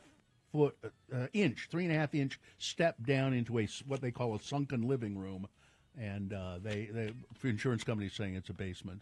And Boner candidate number 3, I am back where I came from. All right. Let's review the first two and get to voting. 1, 2, or 3. Remember your candidate number, the one that you think should win. Which one is the worst? 1, 2, or 3. Put that single digit in the message of a text, and then text that to 33986. Or you can call Katie in the producer's booth. She'll take your live voice vote at 877-602-9696. Or you can go online, x96.com. Look for the box that says Boner of the Day, Boner Voting, November 14, 2024. Click and vote. If you don't see that box, refresh your browser. It'll appear. Click and vote. All right, you've got until the end of these messages, about 4 minutes to get your vote in, so let's go. It is Boner of the Day. Don't forget that as soon as we award the Boner, when you hear that, that means the phone lines will be wide open for your participation in the X poll. The X poll question this morning: what bothers others that does not bother you? So be thinking about that. Get ready to participate right after these messages. It is the X poll. What bothers others that doesn't bother you? All right, there you go. Underdog Fantasy. Oh, Underdog Fantasy. This is if you like sporting events, have fun with sporting events and watch sporting events on television, you might want to participate and make some money as well with Underdog Fantasy. Underdog Fantasy is a fun, easy, fast way for you to do it. It's really simple to play. With their Pick'em game, you could win up to 1,000 times your money just by choosing higher or lower on player stats, passing yards, touchdowns, three-pointers, doubles, double-doubles, all kinds of stats you can pick. And then Underdog also believes that everybody deserves a second chance. Every dog does. So with Underdog Rescues, you can get your money back and receive a promo of an early injury causes your entry to lose. So it's really simple to play. Underdog Fantasy. All you have to do is go to the website, download the app, use the promo code ALLRED, and deposit now. You get up to $1,000 cash instantly. That's promo code ALLRED. You got to be 18 years, present in a state where Underdog Fantasy operates. Terms do apply. If you're concerned with your play, call 1-800-GAMBLER or visit www.ncpgambling.org. I remember being a kid, and the mall was like the place to be. It was the place to hang out. You always begged your parents to drop you off at the mall. And I look back at those days, and I'm like, I hate the mall. I don't need to go there. I try to avoid it if I can. I don't recall the last time I was in a mall. My husband used to work at the E-Bar, the Nordstrom E-Bar at the mall. Is he? And that was the only reason I would ever go to the mall. Just go get a coffee. Just get coffee from him, say hi, and leave. Because you were flirting with him? Yeah, well, I mean, like, I was already dating him, but I continue to flirt with him. Why not? Flirt him. It keeps the spark alive, right? Keep flirting. Keep Katie, flirting don't with stop him. that. But you could flirt with me if you want. No. Thanks, Bill, but we're coworkers. Oh, yeah, that wouldn't be good, would it? Weird. No. It'd be a little weird. I was always told not to date my coworkers, and then I started dating my husband, who I was working with at the time at the haunted house. Mm-hmm. It doesn't worked count. out. It doesn't count at the haunted No, house. But it that's worked fine. out. They mean so. that everywhere except the you haunted should- house exception. You is- should never dip your pen in the company ink. I had not heard that before, and I heard somebody on a television show say it a few days ago. Really? I've heard that before, and I always thought it was the worst metaphor to say. It is. I've heard It's don't. terrible. The worst one is don't fish off the company pier. I don't know. I think That- dipping in the company ink is worse. No, They're both what I'm pretty saying, bad. What I'm saying, dipping your pen in a company ink is descriptive. Yeah. Fishing off the company pier is not. It's like, huh? What do you mean? What am I? Huh? There's a lot of fish in the sea. You're fishing maybe for a I don't- date. Yeah. I don't know. I don't know. It's more. It's more precise to say, don't dip your pen in the company ink. Just don't date your coworkers. How about that? No. But companies have policies against it. But Mm-hmm. but I know many instances of people that went developing, around that. or there wasn't a policy and they had relationships at work. And It depends on if you're in a position of power. Like if you're equals, if you both do the same thing. well, where's the point of that? the I mean, I want to date up, man. I want my CEO to be a hot woman who wants to date me. Bill just wants a sugar mama. That's right. what he wants. That's right. That would be nice. I'm glad I'm not dating. I don't think You I know know what? how to date anymore. You know what, Gina? The dating world is glad you're not dating Isn't it? anymore because you didn't do that much of it anyway. No, I didn't. I feel like it's changed so much I wouldn't even know how to date. I've never dated. Never. I don't. You just get married. Uh, I used to say that about my dad. He doesn't date. He Yeah. just gets married. no, I've only been married twice. Yeah, twice. I'm trying, wait a minute. Yeah, twice. But And you met your first wife when you were very young, and then you've been married for another 20 some odd years. So yeah, well, but there was dating that went on in there too somewhere. a little bit. You want to be careful here? Well, it's way long time ago. It's water way under the bridge. Oh, okay. But I never dated. Like, would you like to go to dinner with Yeah. me on Friday night? You didn't do that? No, not too much. I think I did that like with one person in college, and that was it. Mhm. Otherwise, it was just hanging out. Yeah. We're just hanging And, out. and wait, now everybody left, and it's just me and you hanging out. Yeah. Is that how Yeah, it would basically, go? yeah, pretty Oh, much. everybody's gone now. And oh my, you really are hanging out. Is that That's my company. That's my pen. Where's the company ink? All right. I love hanging around with women. You guys Well, are you're going fun. to do it all week. All week. Yeah, you're stuck with us. I know. I like it. A lot of estrogen in here. I've often said I'd rather hang around with women than with men. I know what men are like, and I don't care for them.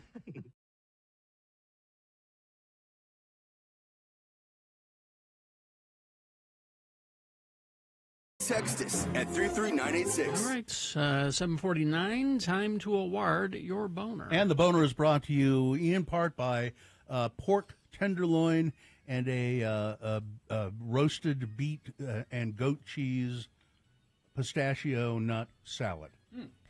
And Feldman's Deli, Utah's authentic Jewish deli with expanded hours, now open Tuesday through Saturday, 8 a.m. to 8:30 p.m., breakfast till 10:30, lunch, dinner, live music Fridays and Saturdays. More information at feldmansdeli.com. I was trying to find out if Mr. What's his name? Dan Foreman, the candidate in Idaho, if he had won his election. And I'm not finding it. But he won Boner of the Day for sure, with an overwhelming number of votes. 207 votes for Boner candidate number 3. I am back where I came from. I was just trying to do a quick search, and I wasn't. I'm not being successful in finding out if he managed to win re-election, even though he's a flaming racist. Yeah, he did. He did. Of course he did. Are you It's sure? Idaho. Yeah, because here's from the Idaho Statesman. The North Idaho senator who told a Native American candidate to go back where you came from won a re-election in the back-and-forth race. It's Idaho. Of course he did. It's your boner of the day for today, November 14, 2024. Now qualified to be boner of the week. Let's see. Is this a sponsored expo? Radio from Hell Whiskey Tour with Jimmy the Wine Guy is sold out thanks to our whiskey sponsors, including High West Distillery in Park City. Park Cidery? And Cidery? Park Cidery. And thanks to our listeners Yeah. who bought the tickets. Well, we want to mention High West, specifically featuring their flagship whiskey Rendezvous, a blend of straight rye, Campfire, a smoky blend of straight rye bourbon, and malt Scotch whiskey. Well, the X-Poll, I've been trying to think. I'm not coming up with one for myself. But it's what bothers other people that doesn't seem to bother you. I can't come up with anything because everything bothers me. Yeah. Everything. You name something that bothers you, I'll go, yeah, I know. Exactly. No, but I think there are things that don't, like I need things super tidy, and I don't think you care about things being super tidy. Like that, I don't think you care really a lot about, I don't know, maybe that's not a good example, but. Well, no, it's something that bothers other people that does not bother you. That's what I'm saying. I'm trying to find one for Bill. Yeah, I can't. Well, I can say. 877-602-9696. Go ahead. Bad music. Doesn't bother you. Doesn't bother me. Yeah. There are people who will go, oh, shut that off, or reach for the radio. If so, it just doesn't bother me. Yeah. No. I would say, sorry. About people walking through the hallway, loudly speaking. That doesn't bother me. Blood. Blood doesn't bother you? Nope. Really? Yeah, it does me. I'm good. You too. Well, Katie, you're my gore person. You're a horror person. But I don't even mean like that. I mean like real life situation. How about other blood. bodily fluids? You know, like vomit and. I don't care for. Here's vomit bothers me more than blood. Here's a text one. Nails on a chalkboard. Doesn't bother you. Doesn't bother me. Does me. Let's see. All right. Well, let's begin. Let's start with Ranger Kate. Hello, Kate. Hello. Hello. What's your thing? My thing is snow in the valley. Like, I love it when it snows in the valley. And we have like a foot of snow on the ground all over the Salt Lake Valley. I love that. And people are always bitching about winters in Utah. Yeah. And I'm like, loving winter in Utah and finding a winter hobby is the difference between loving living in Utah all year long and hating living in Utah 6 months out of the year. Yeah. I agree with that. I agree with that. Sometimes it bothers me. But mostly when I wake up and it's just dumped snow all over the valley. I just, God, that's really cool. Yeah. I love it when we wake up and it's like, oh my gosh, a foot of snow. Oh, it's going to take me 2 hours to get to work. Oh, well, it's like just lean into it and enjoy the slow day. I agree. All right. Thanks, Kate. Thanks, Okay. Kate. Let's go to Shane. Shane? Yes. Hi. Yes. What doesn't bother you that bothers other people? When I pass gas. Well, doesn't bother you. That's not exactly. Right. Yeah. It's not a good example. Good example. I don't know. That's pretty good, I think. Doesn't bother me. So. I'm fine with it. You betcha. Let's go to Jake. Hi, Jake. Jake, where are you calling us from, Jake? South Jordan. Okay. So what doesn't bother you that seems to bother everybody else? Donald Trump. Huh. Well, ignorance is bliss. What can you explain that? I just think he's going to do a great job like he did the first 4 years that he was in office. Like I said, ignorance is bliss. Okay. We're gonna bring back greatness, and greatness. The country's going to be safer. Okay. And all right. Greatness. All right. Yeah, we haven't had All greatness. right. Yeah. Thank you, Jake. All right. Let's go to Albert. Hello, Albert. Hi, guys. Thanks for letting me listen. Yeah. Hi. Go ahead. So mine is the smell of skunk, but it wasn't always that way, which is weird. So it does not bother you. It does not bother you. No more. And so what happened was 3 years ago in 2021 when I got COVID.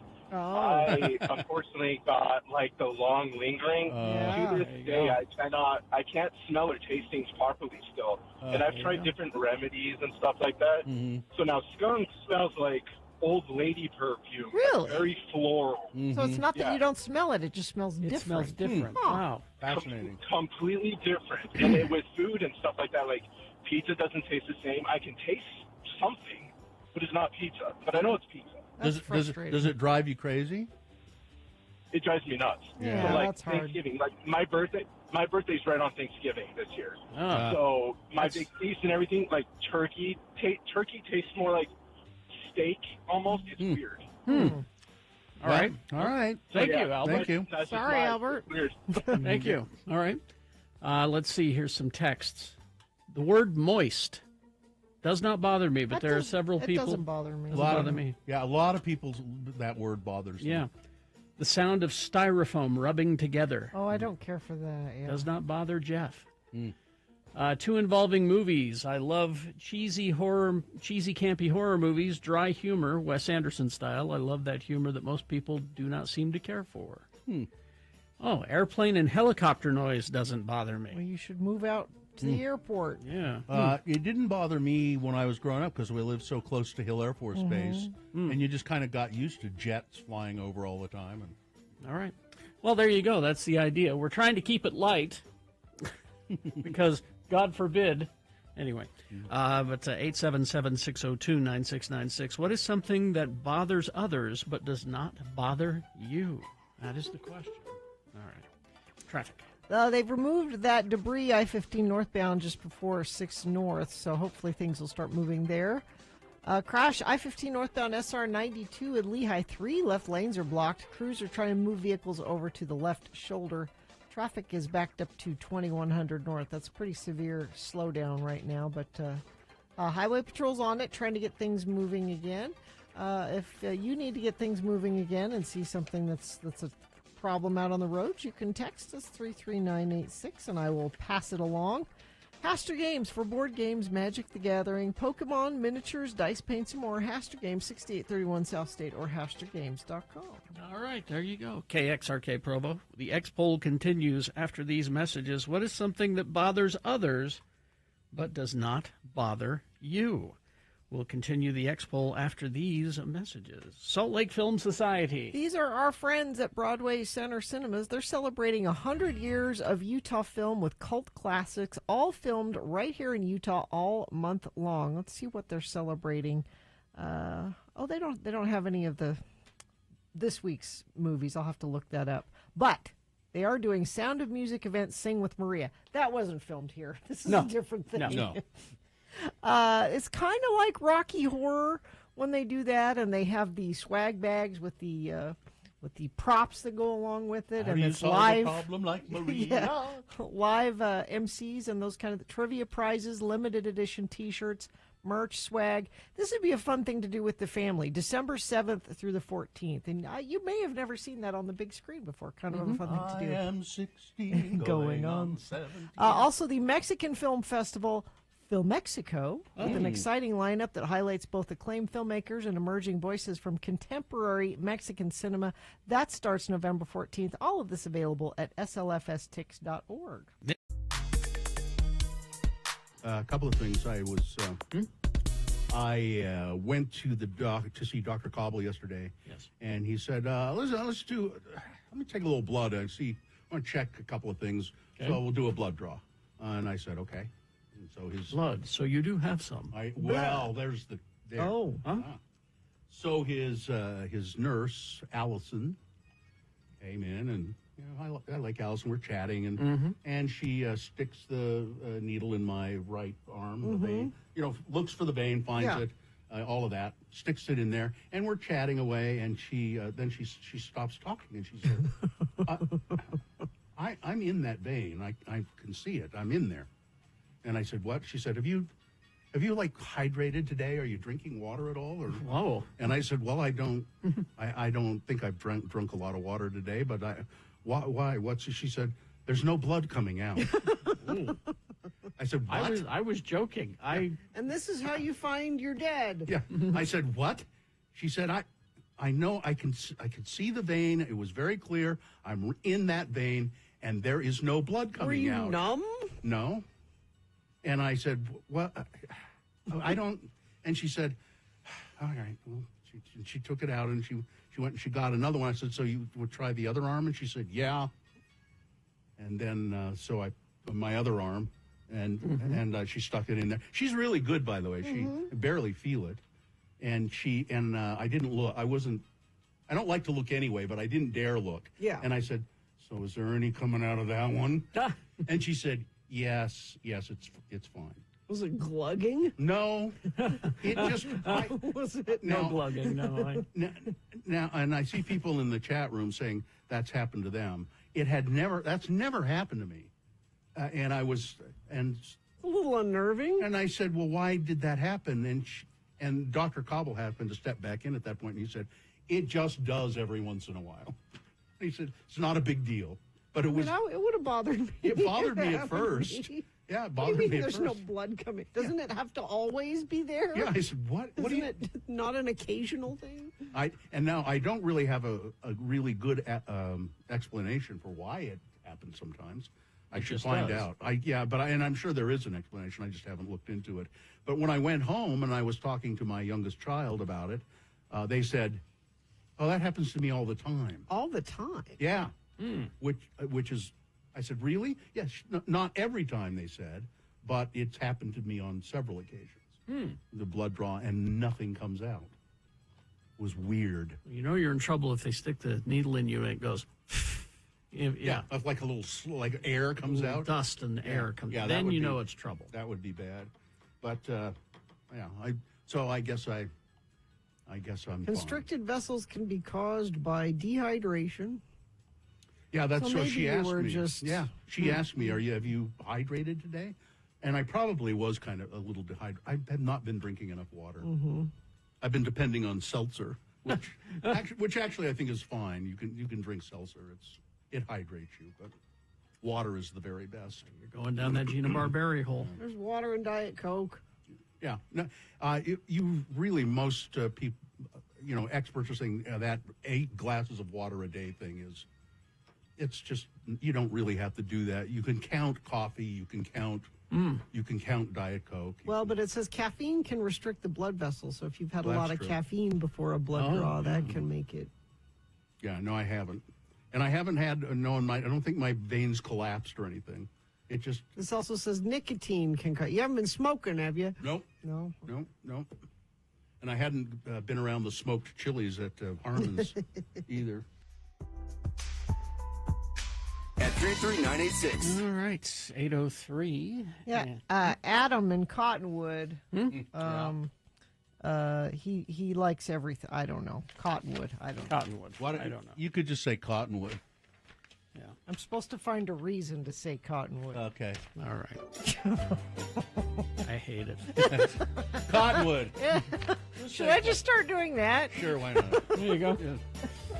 Let's go to the X poll. It's what doesn't bother you that seems to bother everybody else. Yeah. Let's go to Dan the driver. He's talking. This skunk subject keeps coming up. Smell of skunk. Why is that, Dan? So back when I was a child, and back before the whole Salt Lake City airport got remodeled, there was one specific day that I remember going there, and the smell of a skunk reminds me of a coffee shop in the airport for some reason. That's very specific. Yeah. Huh. Yeah, and I don't understand why, but it's just every time I smell a skunk on the road, it just instantly brings me back to that memory. You think of the coffee and shop. it's sort of a pleasant memory. Yeah. Huh. Okay. Yeah, so I got nothing against skunks. Okay. Okay. All right. Thank you. There you go. That's very Very logical. specific, but there you go. Let's go to Jesse. Hello, Jesse. Jesse, where are you calling us from? Hey, I'm calling from Murray. Okay. What do you don't mind that everybody else seems to bitch about? I really don't mind jury duty. Oh. Okay. Okay. Well, See, here's the thing. How often have you done it? I was only called the one time. It was kind of cool, you get to take a day off from work. You're paid for it. Get to judge people, you're right. Yeah, I mean, I kind of, speaking like I really haven't gotten to do it because when we got called in, we were doing it online at the time.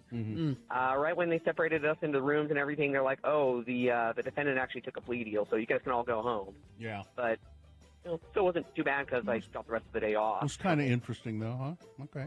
I mean, I wouldn't mind jury duty. It's just whenever they call me for it, I've got a million things happening is the problem. I've tried. I've been called. They don't pick me. No. I would kind of like to be on a jury. I was in the jury pool recently, and they didn't take me because I'm pretty sure some of the answers I gave, they just, nah, we're not going to. Yeah. All right. I know attorneys and. All right. Anyway, There you go, Jeff. see ya. Thank you. Let's go to Milo. Hello, Milo. Hi, Milo. Hi, guys. How you guys doing? Fine. What is it that you don't mind doing? I don't mind going to work. I love my job. Oh, that's good. I'm glad to hear that. Nice. That is good, Milo. What do you do, Milo? I'm a sheet metal worker. I have a 4-10 schedule, and I get 3-day weekends every weekend. So Saturday, Sundays, and Mondays. So Mondays, I'm out doing whatever I feel like it because everybody's either at work or at school. All right. There you go, Milo. It's all mine, man. Okay. Thank you. Sounds good. Thanks, Milo. Milo. All right. Let's go to Nick. Hello, Nick. Nick, where are you calling from? Nick? Oh, Nick. Oh, there we go. Sorry, Yeah. I cut out for a second. Okay. Go ahead. I don't really mind when people spoil the end of a movie or a TV show for me. It's just like, whatever. I'm going to see it anyway or not. Carrie, So, you're kind of like that, Carrie, aren't Yeah, you? in a way. Yeah. I try not to present spoilers to people because I know it upsets them. sure. Yeah. Sure. And But- I figure it's never done in malice. They're usually really excited about it, and they're telling me and excited, and it's just like, all right, cool. Like, appreciate it. Yeah. Yeah, sometimes I'll stop people and say, no, wait, don't Yeah. tell me any. Don't go too far. Or if my wife has watched an episode of a show we're both watching without me, and she'll start to tell me about it. I say, no, don't tell me. I want to watch it myself. But Thank you, Nick. thanks, Nick. All right, let's go to Molly Mormon. Hello. Hello. Good morning from Provo. Hi. Good morning. I really enjoy doing laundry, specifically ironing. Really? Well. Yeah. It's kind of I don't mind it at satisfying. all. It's kind of. Exactly. Okay. Like it's immediate. Like, look at what I just did. I made something smell nice. I'm going to help my family and myself look nice. Yeah. There you Check it go. out. Okay. Thank Excellent. Thank All you, right. Molly. Thank you, Molly. Let's go to Randall. Hello, Randall. Hi, good morning, Lords. How are you? Great. Where are you calling us from, Randall? Calling from Kearns, Utah. Okay. What do you you're just fine with seems to bug everybody else? Well, I guess everybody I know hates it when people slurp the bottom of their sodas when they're done, and it doesn't bother me. It doesn't bother me I don't either. mind. Interesting. Yeah, I don't think it doesn't Nobody bother. complains about it. Yeah, it doesn't bother me too much, but if you can hear them eating loudly, just That- eating, yeah. that's kind bothers that kind of bothers me. All right. Well, Thanks, Randall. even though I do it Yeah. on the radio all the time. Yes. Thank you, Randall. All right. Thank you. Let's see. Here's some text ones that have come in. Christmas music and Christmas decor too early. Oh, does doesn't not bother you. me. Okay. It's another one. Waiting in traffic does not bother me. I'm not a mother, but crying kids in stores or restaurants don't bother me. Really? Boy, you're better than I am. I don't mind loud neighbors or dogs barking. Oh. I work as a vet tech with Oh. exotics, and I'm used to parrots and dogs being loud all the time. My tenants had happy yappy chihuahuas. It doesn't bother me at all. Yeah, I couldn't do it. Yeah, the dog barking next door it bothers me because I know he's just left it out there. You know, It's not that the noise; it's that you're worried about the dog. I'm worried about the dog. Yeah. You know, it's cold and he just left it out there. Snoring does not bother me. My dad had sleep apnea in the 80s, so I'm fully desensitized. Wow. Getting blood drawn doesn't bother me. As a matter of fact, I like to watch. Okay, I don't like that. Like if it's my own blood getting drawn, okay. I don't like that. I have had it done so many times over the last few years. I just blasé about it now. Yeah. Whatever. Now, here's one that's come up more as I've gotten older, I've noticed. I hate cilantro, and everyone else loves it. I know that's backwards for the poll, but yeah. Yeah, I'm not a fan. Yeah, see, it's interesting to me. Daylight savings. People get so worked up about it, but I have much, much bigger things to worry about in life than to waste my time on it. Yeah. Let's see. Snakes, spiders, anything creepy. I think they're cute. I don't like to be surprised by them. But if they're just there, I'm fine with it. Exactly. Oh, my husband told me he saw a spider outside on the garbage can. Mm-hmm. I have not been able to go there and throw garbage away. I've handed Was it it to just him. piling up now? The garbage No, I is just hand it to him and say, "You take it out. I'm not going out there." I think that's a useful tool that your husband can use against you whenever. To threaten a spider Yeah, yeah. somewhere.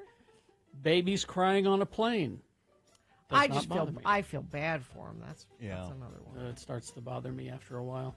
Oh, here's a very specific one. Talking about poop. Talking about it. I was once discussing a bowel movement. Why are you?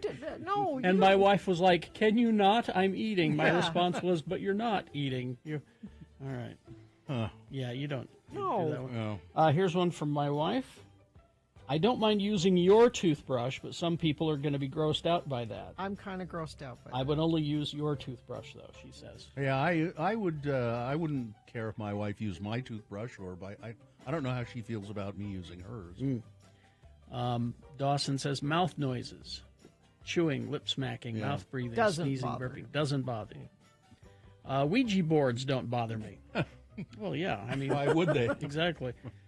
Swearing when did people become so offended? I agree. Tim the Tree Guy, spiders, of course. That's where you work.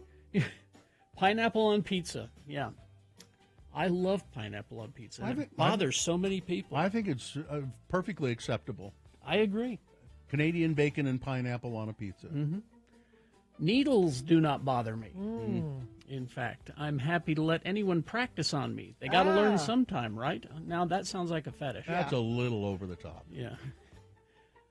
The taste of liver and onions, if cooked correctly. Yeah. No, thank you. No. I don't know. Let's see. And then finally, this one from our attorney, Ed Brass. The thing that bothers other people that does not bother him. Death. So, Ed! Really? Well, good night, sweet prince. Not funny. Okay, we have a crash. Northbound I-15, milepost 257. That's Main Street, Spanish Fork, off to the right shoulder. Crash eastbound SR39 at Harrison Boulevard, up to Ogden. Crash northbound I-15, milepost 285 in Lehigh. This is the biggest issue right now. 3 left lanes are closed. That's causing major slowdowns all the way from Point in the Mountain down into American Fork almost, it looks like. And whatever you're seeing on the roads, or if you'd like to text us some more of the things that you don't think are weird but other people do, or maybe we'll put that up on our social media. We can move it there. 33986. now back to our coffee and skunk stench situation. Of course, our chat room found this. Curiously, the aroma chemicals in coffee closely resemble the stench-producing chemicals in skunk spray. They are similar, but they are not identical. And it gives the compound composition, Yeah. and they are very similar. So maybe that's I think why so. the coffee and all that. Yeah. All right. There we go. Thank you. Beat Gina coming up after these messages and a song. Beat Gina. We got some leftover questions from yesterday, Joe Montana questions, and a bunch of other leftover questions for you. What is the prize for today? Odyssey Dance Theater's Christmas Spectacular tickets. You're going to get tickets to the Christmas show at 877-602-9696. Easy to play, easy to get those tickets. It's multiple choice pop culture trivia for the Odyssey Dance Christmas show. 877-602-9696. Call, play, win. Very, very simple to do. Randlife.com/X96. Just imagine this. That bigger house that you would like to have. Or maybe you'd like to live in a better neighborhood, move up a little bit. Or maybe you just want to stay where you are, do some remodeling, maybe get the gourmet kitchen that you've always wanted. Well, if you've been dreaming of those things, dream no more. Rand Life Home Loans has got you covered. They have slashed their floor rate to a scorching 3.25%. That's 3.25% on the 3-in-1 adjustable rate mortgage for FHA and VA loans. That's right, 3.25%. And that's pretty low. What does that mean for you? It means the serious purchasing power and your ability to do those remodels and to do those upgrades that you want. So don't wait. Turn your dream into an address with Rand Life. Visit randlife.com/x96 to learn about their incredible low rates. That's randlife.com/x96. Let Rand Life help you unlock the door to your perfect home.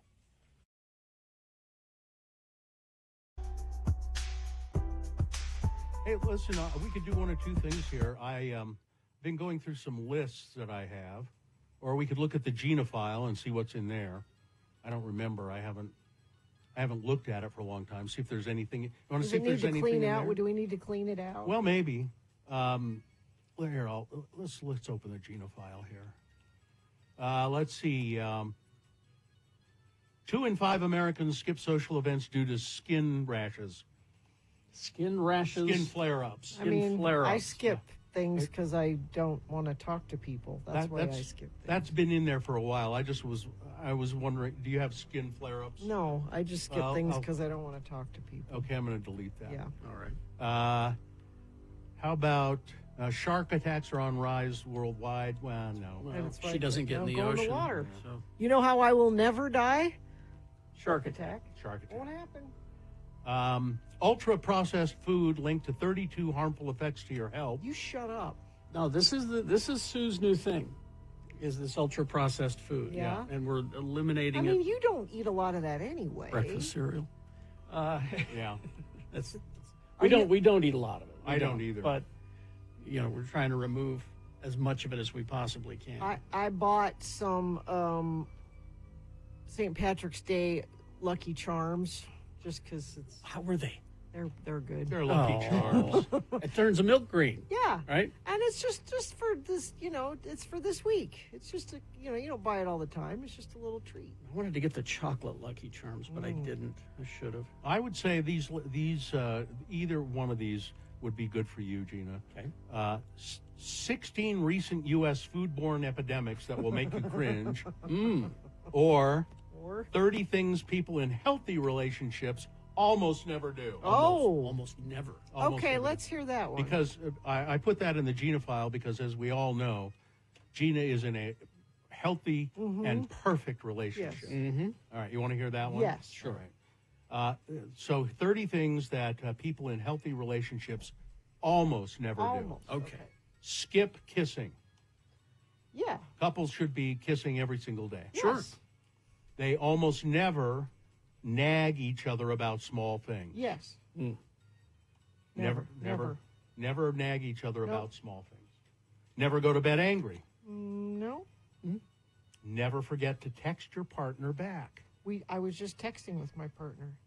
Do you want to know what he said? I didn't get a text. What did he say? He says, "Good morning, Boots. All is very quiet at this house. I wish you were here with me to How About This Day." We do this thing called How About This Day, where we sit in front of the fire. See, this is a perfect relationship. I was going to say, this is for the... This is, they and you know where she gets these? From greeting cards. We sit in front of the fire. At the end of the day. Well, right? no, we do it twice. Because How About This Day goes to, well, it depends. Okay. Depends. How About This Day can either be beginning of the day, we have coffee in front of the fire, and we go, so what, how about this like day? on the weekend. What are we, Right. what are we doing You have today? the fire in the summer? No, but we sit in front of the fireplace. And then sometimes in the evening, you'll have a glass of wine, and then you'll reflect on, how about this day? How about that day? We reflect on the day. Oh, okay. Well, my That wife has a glass of wine, and I kill half a bottle of bourbon. There you go. How about that day? How about that day? I don't remember it. Let's see. Never be mean or aggressive for no reason. No. If there's a reason, go ahead and be mean, But mean for and no aggressive. Never talk to a therapist instead of your partner. I don't know about that. No, you should. I disagree with that one. I think there's some you should, things. Yeah.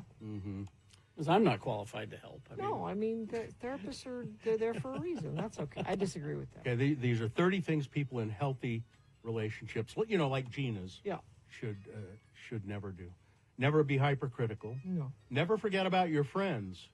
I don't have any friends, so. Never refuse to accept each other's differences. Never refuse. I'm a boy and you're a girl. I can't accept that. I don't get that one. What it says is it's easy to let life pass by quickly and get caught up in work, chores, children, and the little things that detract from time together. All right. Stop holding hands. Never stop holding hands. We hold hands while we sleep. Never refuse. God. I mean, not all night, but. Never. You got which greeting card did you get that from? Hey, you know how crappy a life I had before he came into it, so I am entitled to this. Never refuse to be vulnerable. Never refuse to be. Vulnerability leads to a long-lasting bond with your partner. When you refuse to open up emotionally and share a deeper part of yourself, you're telling your partner that you don't trust them. Okay. Never stop having wild, kinky sex. Specifically kinky? Yeah. I mean, you've got to have toys and things to tie each other up.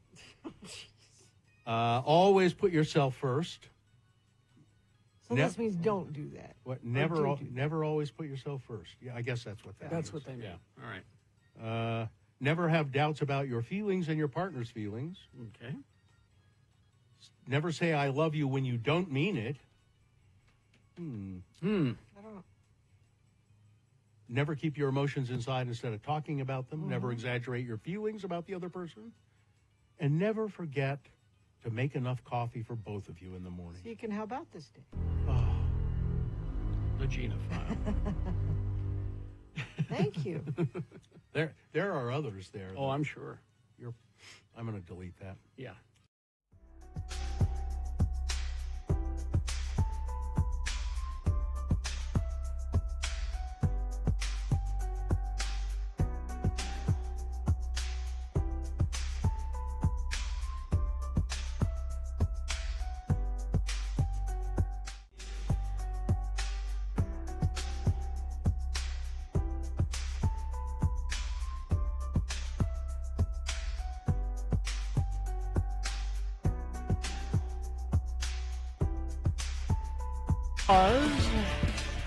On this day in 1975, Travis Barker, drummer for Blink-182, was born. Oh, there we go.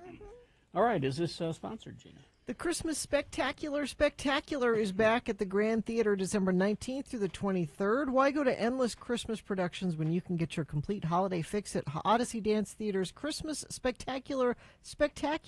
See excerpts from A Christmas Carol, It's a Wonderful Life, Elf, A Christmas Story, Home Alone, The Redux Nutcracker, The Rockettes, and White Christmas. Details on the full lineup of dates at x96.com.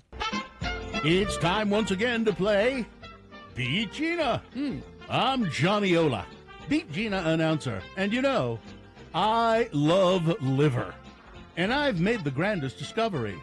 Morel Easy Serve Liver Loaf. What?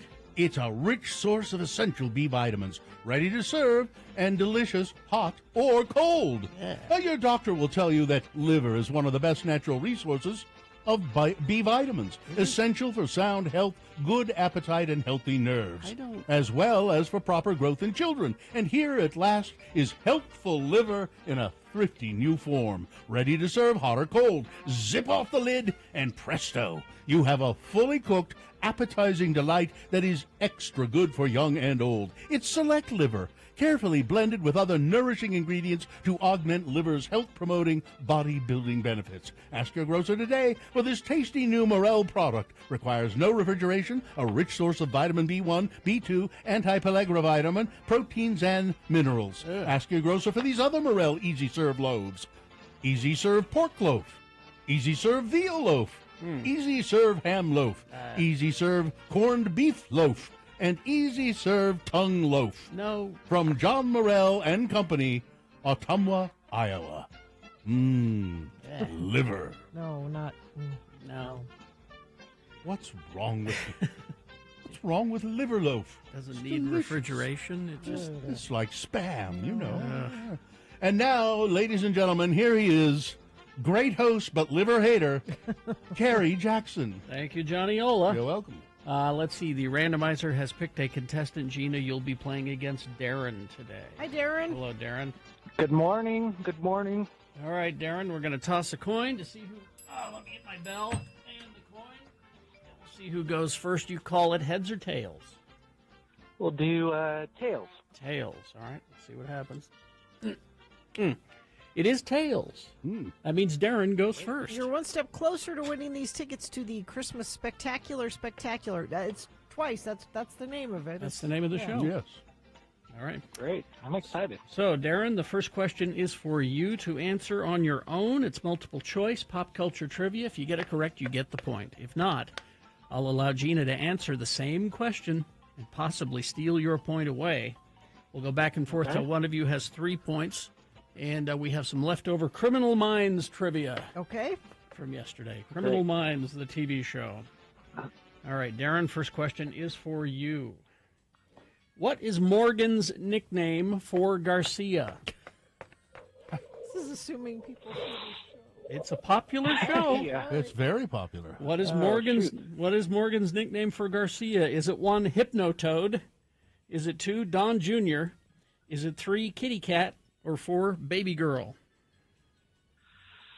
We'll do Don Jr. You will, huh? Yeah. No. Gina? Gina. Baby girl? Baby Girl. That's All right. point for Gina. and Gina controls the question. Darren? Oh, shoot. It's okay, Darren. Hang in there. It'll all work out for you. Don't worry, baby girl. All right. Gina, Spencer Reed is afraid of the dark because of what? Is it 1, can't sleep, clowns will eat me? Yeah. Is it 2, because his kids leave Lego pieces in the hallway? It's dangerous. 3, too many horror movies? Or 4, the inherent absence of light? 4. Correct. 2-0. Let's see if you can crawl. Let's see if you can crawl back into this. Darren. I don't know, Darren. It's Okay. not looking good so. for you. I hope so. But please watch your mouth. Quit saying "shoot" so many times. All right, here we go. Okay. All right. According to the show, it's a detective show, Criminal Minds. According to the show, what do female arsonists usually seek? What is their motivation? Okay. Female arsonists. Is it 1, revenge? Is it 2, attention? Is it 3, heat? I'm always cold. Very I just can't cold, seem to yeah. get warm. Or 4, a great deal on quality footwear. Yeah, I'm going to go revenge. Revenge. Ah. You're still alive, Darren. It's 2-1. Back to Gina. Gina? Yeah. During filming, Paget Brewster, one of the actresses, would often stash things in her boots, such as... In her boots. Yes. Is it 1, Tic Tacs? Okay. Is it 2, cigarettes? Is it 3, morphine? Or is it 4, her bird girl mask? Cigarettes. Cigarettes is correct. Gina wins the game. Sorry, Darren. Good job, Gina. Shoot. There you go. Shoot, Jaron. Yeah, exactly. Oh, you seem like such They a told me I nice... couldn't swear, so I know, I right? had to say something. I agree. Because you obeyed Katie's instructions, even though I beat you, I'm going to give you these tickets to the Odyssey Dance Theater Christmas Spectacular Wonderful. anyway. There you go, Darren. There you go. Wow, thank you. You're Hang, so welcome. hang on the line. Listen, I've got to go, though. Mrs. Ola has prepared some tongue loaf for me. All right. News brought to you by... Clark Planetarium proudly presents Laser Trans-Siberian Orchestra, a holiday music journey November 22nd through December 31st. Don't miss this breathtaking laser light spectacle in the Hanson Dome Theater. Get tickets at clarkplanetarium.org. Celebrated author and expert social media poster Stephen King has dismissed the internet rumors that he'd been kicked off of Twitter after insulting owner Elon Musk. On Wednesday morning, King addressed the speculation, quipping, quote, "I see there's a rumor going around that I called Musk man Trump's new first lady. I called him Trump's new first lady.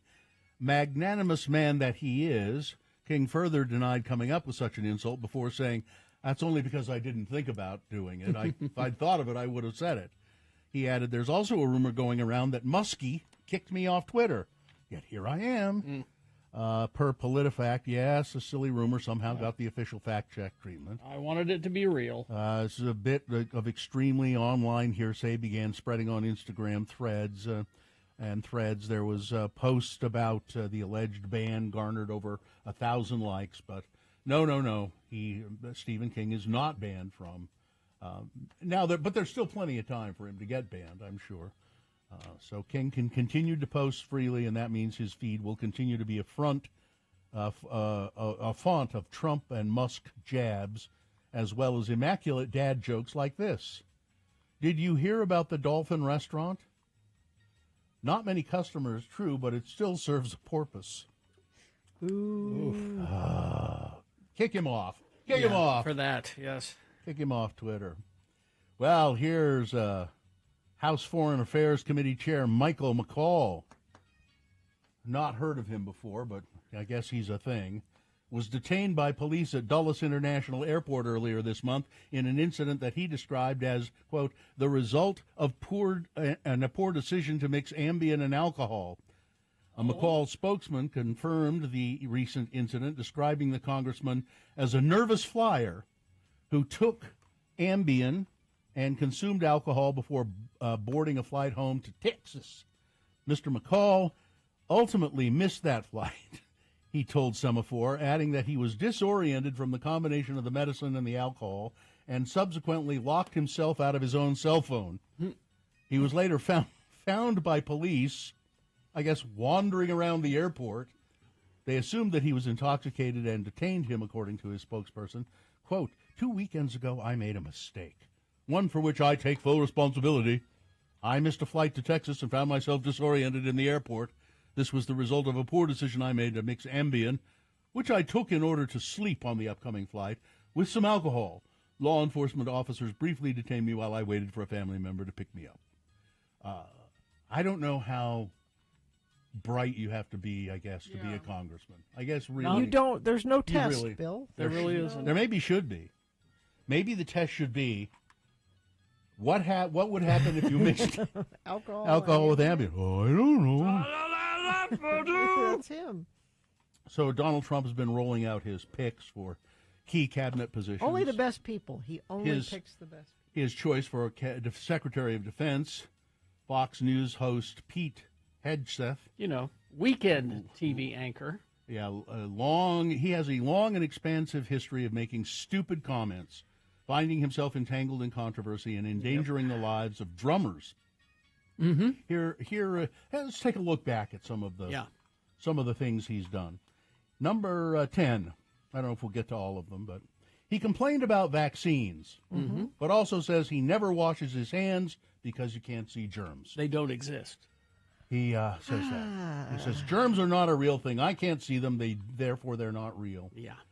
Number 9, he enthusiastically embraced Trump's baseless claims of election fraud and cheered on the Stop the Steal rally on January 6th. On TV. Yeah. He reported from there. Yeah. These people love freedom. Yeah. Number 8, he defended the rioters the next day, saying, yeah, they love freedom. Yep. Number 7, he defaced his own Harvard diploma and sent it back in a fit about critical race theory. Yeah. He wrote, "Stop now! Stop sending your money, and stop sending your kids," and then send it back to Harvard. He wrote that liberals were America's domestic enemies, and that one of the two fronts of the U.S. military had to fight along with radical Islam. So the U.S. military has to fight radical Islam and U.S. liberals. Okay. Let's see. Oh, and then the drummer thing. That was something. It was an axe throwing thing on a morning CB. He's mad about women enlisting leftists and neutering the military. Yeah, didn't you see what Tammy Duckworth said about that? I imagine she had something to say. She lost her legs in combat. And he would probably say, well, see, she didn't belong there. She ended up losing her legs. Mm-hmm. He argued with a teleprompter. That was in the teleprompter. I read it. I don't know if I even believe it. He aggressively lobbied for a pardon for a former Navy SEAL accused of war crimes, including shooting a little girl. Yep. He had a meltdown and stomped out of the Mediaite podcast after just 13 minutes. Yep. And clobbered a drummer with a poorly thrown axe. Yeah. Jeff Prosperia was in New York City as a member of West Point's Legacy Hellcats marching band to play in celebration of Flag Day and the U.S. Army's 240th birthday. Hedgeseth was throwing an axe at a large wooden target, badly overshot, hurling the axe over the target and into Prosperi. Okay, I'll forgive him that. That's an accident. But his words, I do not forgive him. Can you forgive him for all of the Christian nationalist tattoos that he has? Yep, he does. He does. He'd be covered in them, big, Yep. huge You ones. better pick a religion. He's going to be perfect. You better pick a Christian religion. Lake City, Virginia. Oh, excuse me. No, I'm sorry. That's the wrong headline. Naval veteran Hal Bartlett, 91 years old. He's here in Salt Lake. As he put it, he's 91 years young, as he likes to say. He relies on volunteers to drive him to appointments across Salt Lake City's Veteran Affairs health care system to get medical help with bone damage, knee issues, and other medical concerns. He says, if it weren't for those volunteer drivers, I wouldn't be able to get the care I need. There's no way of getting there unless I had to hitchhike, he said. Well, to help veterans with travel limitations, VA Salt Lake City for years has worked with the Disabled American Veterans Transportation Network, offering free transport to and from medical appointments with the help of volunteer drivers. The network operates with 8 paid drivers and has only about 5 volunteer drivers available these days. But then as the weather grows colder, some drivers leave for warmer places. That number of volunteers can drop to 3, said Mitchell Carter, who manages the Veteran Transportation Program. He estimates he needs at least 30 drivers to meet dire demands. He says the need is most prominent on the Wasatch Front, though it stretches over the 125,000 square miles that the VA Salt Lake City covers. So if you have some time and a vehicle and you can volunteer to drive veterans to and from their medical appointments, you really could be helpful. Just contact the VA, Salt Lake City VA Health System, and say you want to volunteer to be a driver, and they'll take your information. All right. Is that it? Unless you got a quick, lighthearted ending. Oh, no, I don't have a lighthearted ending. All right. Sports weather traffic, then. Well, your wait is over. I know you both have been waiting Have to we? get your Utah Hockey Club official jerseys. I know. They're Where is it? They're on sale now at the Delta Center team store as well as online at the NHL shop. They'll go on sale tomorrow. I have to buy one? I'm Yeah. not going to buy one. Any guess how much they cost? $150. Prices range from $200 for a blank jersey to $275 for a personalized. Except we get free ones, right? I don't think we do What? get free ones. We're in the media. I've got 2. We're in the media. I've got 2 personalized soccer jerseys that I will trade for one of those. I have this football jersey. And then there's that the indoor football one there. Oh, yeah. it was at the Blaze? Yeah. Let's see. And the hockey club won last night. They beat the Carolina Hurricanes 4-1.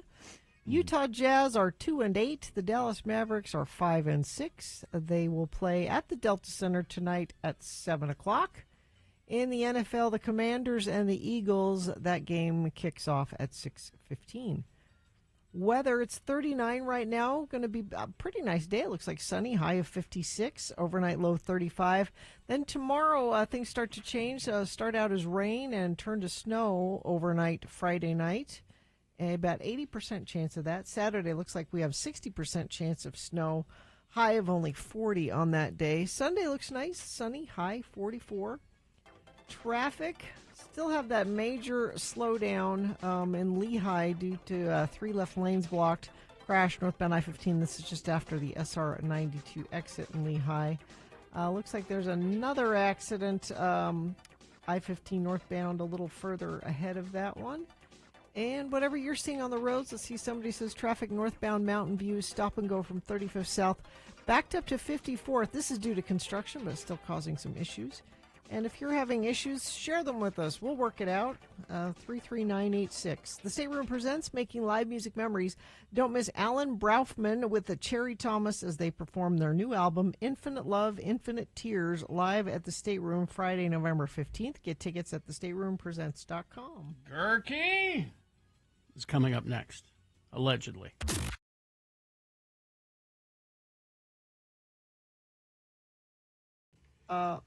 I ate a lot of hot chicken on my trip. Hot chicken. Nashville hot chicken. Uh-huh. So it's just the coating is... So here's the story of Nashville hot chicken. The original hot chicken place. Prince's Hot Chicken Shack. Okay.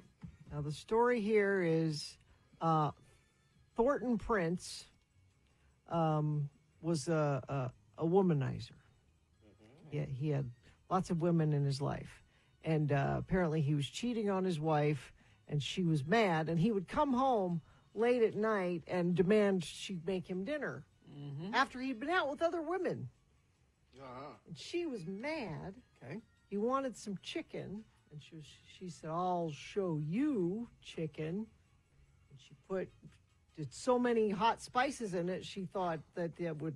This'll show him. This'll hurt him. He loved it. He loved it. This is great. This is great.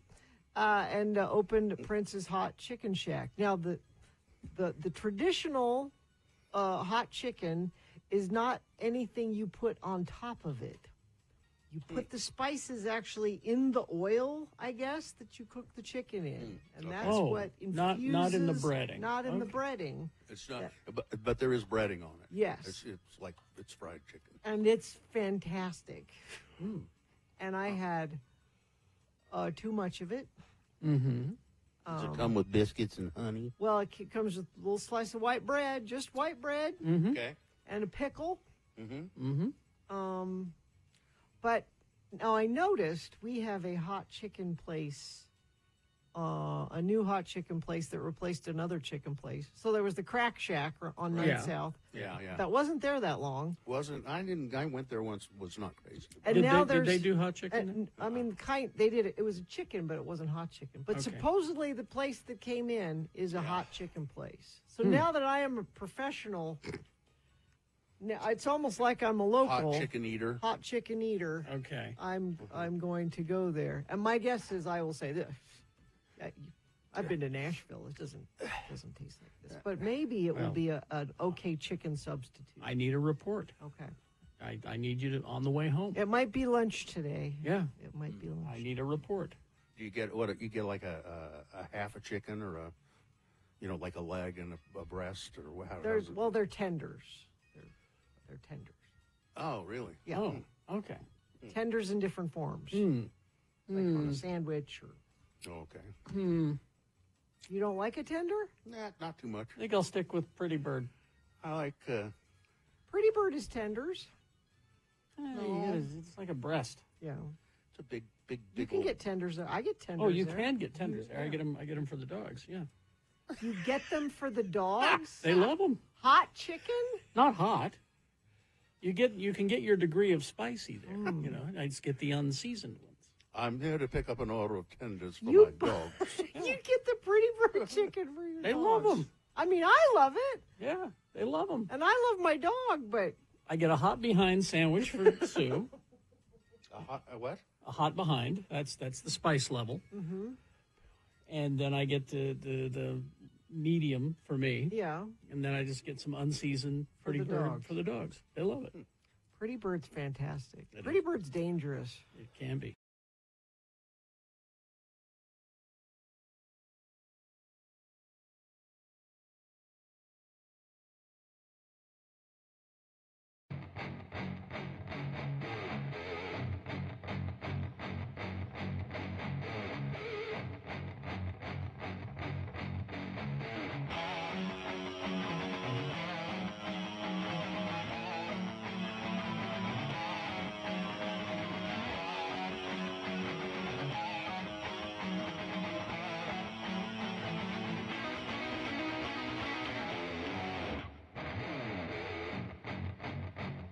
33986. All right, it's a sponsor, Gina. The Radio from Hell Whiskey Tour with Jimmy the Wine Guy is sold out thanks to our whiskey sponsors, including Sugar House Distillery in Salt Lake, featuring their small batch rye whiskey made with regionally sourced ingredients and the purest mountain water, and their malt whiskey, a complex blend voted Best American Whiskey in the San Francisco Spirits Competition. Who's that journalist? The pickle guy. Gurky! Gurky! Radio from Hell on X96. Well, here he is, the columnist and reporter for the Salt Lake Tribune, Robert Gurky. Here I am. sltrib.com is where you can find Mr. Gurky's works. So how you holding up, Bob? It's been a long week, but I'm glad elections are behind us and, moving on. Get to look forward. I heard you talking about the new Secretary of Defense. I know you talked about the new Attorney General nominee, which is interesting.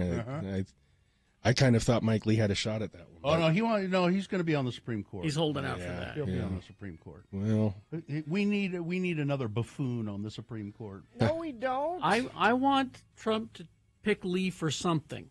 Just to get him out of our hair. Because he'll be out of our hair, and then in about 6 months, he'll do something that pisses off Trump, and then he'll be out of work. So, what is the thinking about Matt Gaetz being nominated? Is it really that he's the sacrificial lamb? Because that's what I don't get. What I think there's some talk that Trump is just trying to get him out of the House to help his House colleagues, in Speaker Johnson, for example. Mm-hmm. And that he's not going to be able to get confirmed. I think that's a little bit too much 3D chess. It's the too many angles that they're playing, and we've not really seen Donald Trump or his administration kind of play those. So it's a genuine, we think he would be an excellent attorney general. It's that he's loyal. I think he'll do what he's told to do. Yeah. And he's always done what he's told to do before, no matter how debasing it is. So I don't know if you saw the tweet. His eyebrows were raised by his pick, and it shows Matt Gaetz with his clearly, plastic surgery. He's getting the MAGA makeover, too. Yeah. I've been puzzling over the last few days, and talked to my wife about this a little bit, and I've been talking to Gina about it, and some people are leaving the country.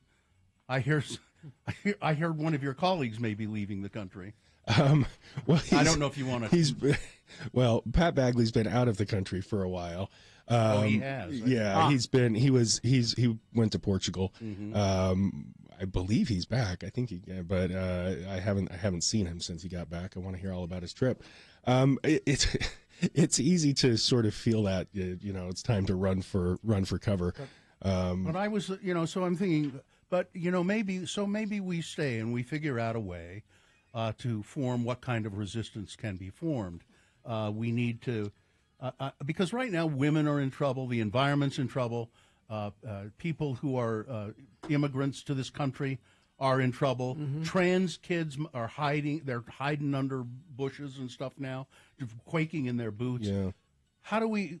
I think we need to find people and mount a plan about, who can we get to be on the show, for instance, to talk about. Okay, what do you advise women to do at this point? I mean, we need to do something about this. Yeah, and it is scary because so many of the institutions that we would rely on to kind of be that bulwark against any of any of what's coming down the pike have been so eroded or dismantled. I would include journalism in Absolutely. that. We need you guys keeping an eye on this stuff for us. Well, and that was one of the frustrating things about the election is that there was so much written about what he would do, all of these things that he had done, and it didn't seem to resonate. And so we've got to kind of look in the mirror and figure out why. But I think I want to sort of highlight that, I think the first step is taking care of our individual mental health, because there was a piece on NPR yesterday about the surge in calls to suicide hotlines, especially among the LGBTQ community. Those kids are scared. Yeah, they're scared, and rightly so. And I think it's important that we check in on people that we care about and let them know that we care about them, and sort of take care of that first, and then we can sort of strategize for the next steps. I don't know. I read this somewhere. Maybe it was Robert Reich.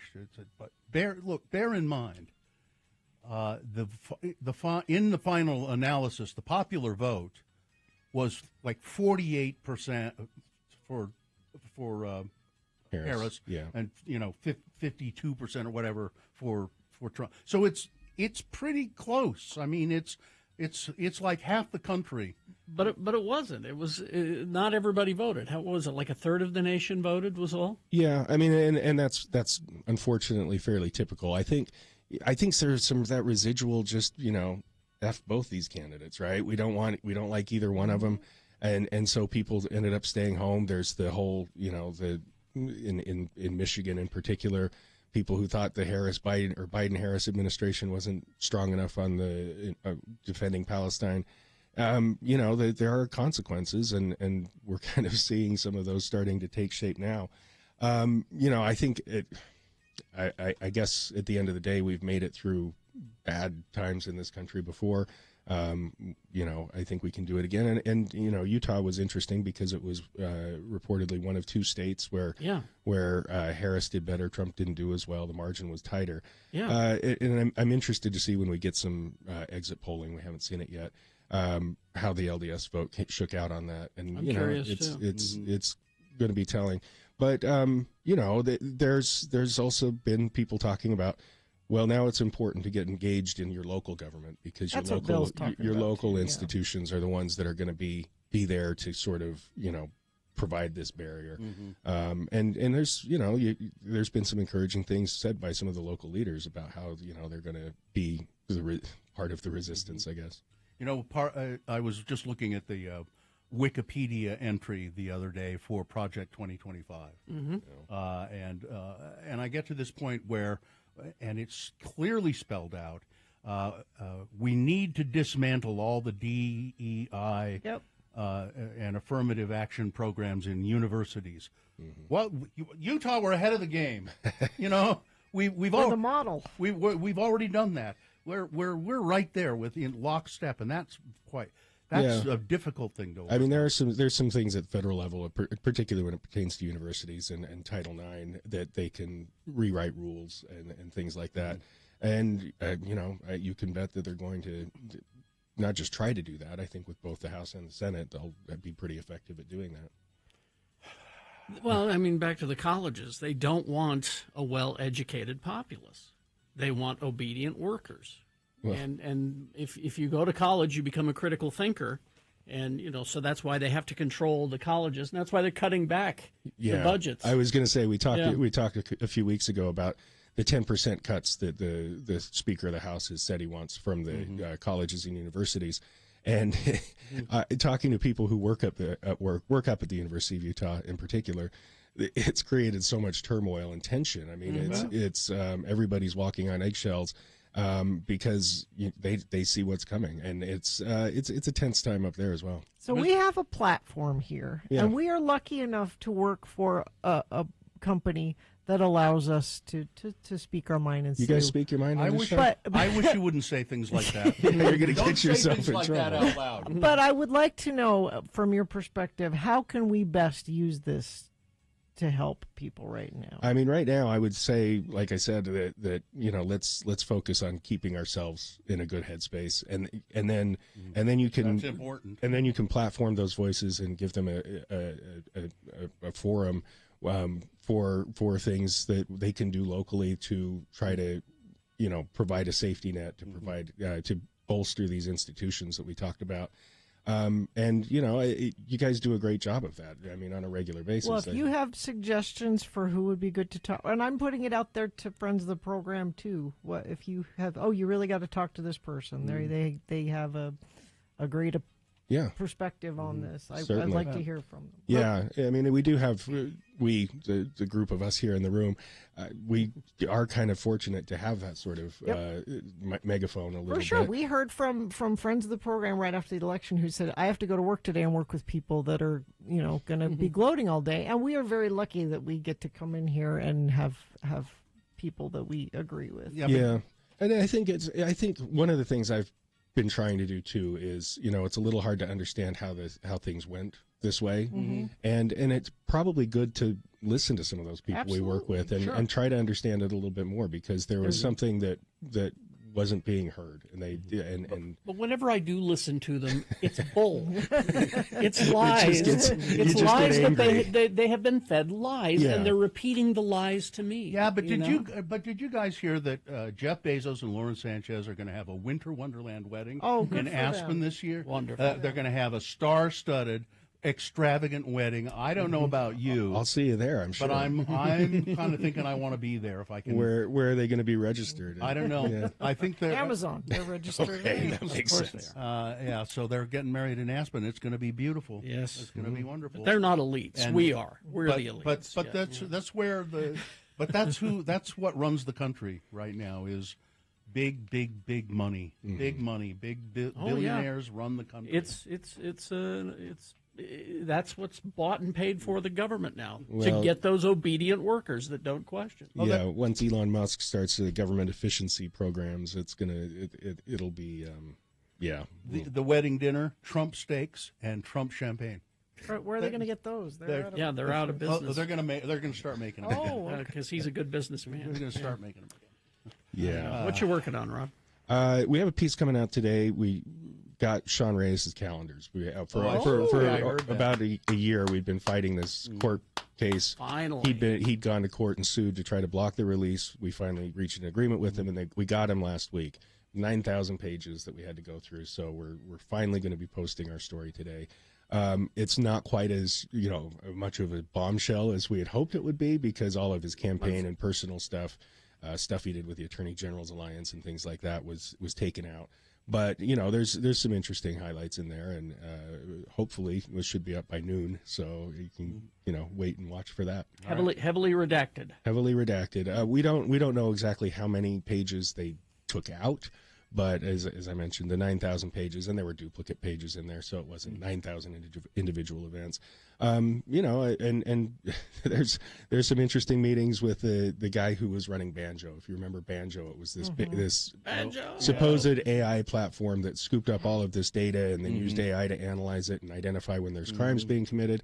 Turns out it didn't work, but Sean. It goes through in 2019, 2020, 2021 how active Sean was in promoting this program. Yeah. And the state spent $21 million on this contract.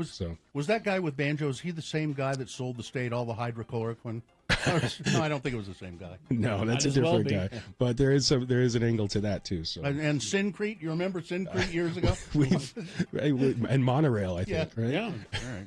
So Robert Gerke, Salt Lake Tribune, sltrib.com. Thank you. Thank you, Say guys. hi to Pat for me. I will. Thank you. All right, thank you. Boy, that traffic. Lehigh accident is still causing slowups. This is I-15 northbound. Crashed just after SR 92 in Lehigh, still causing lots of slowdowns in Utah County.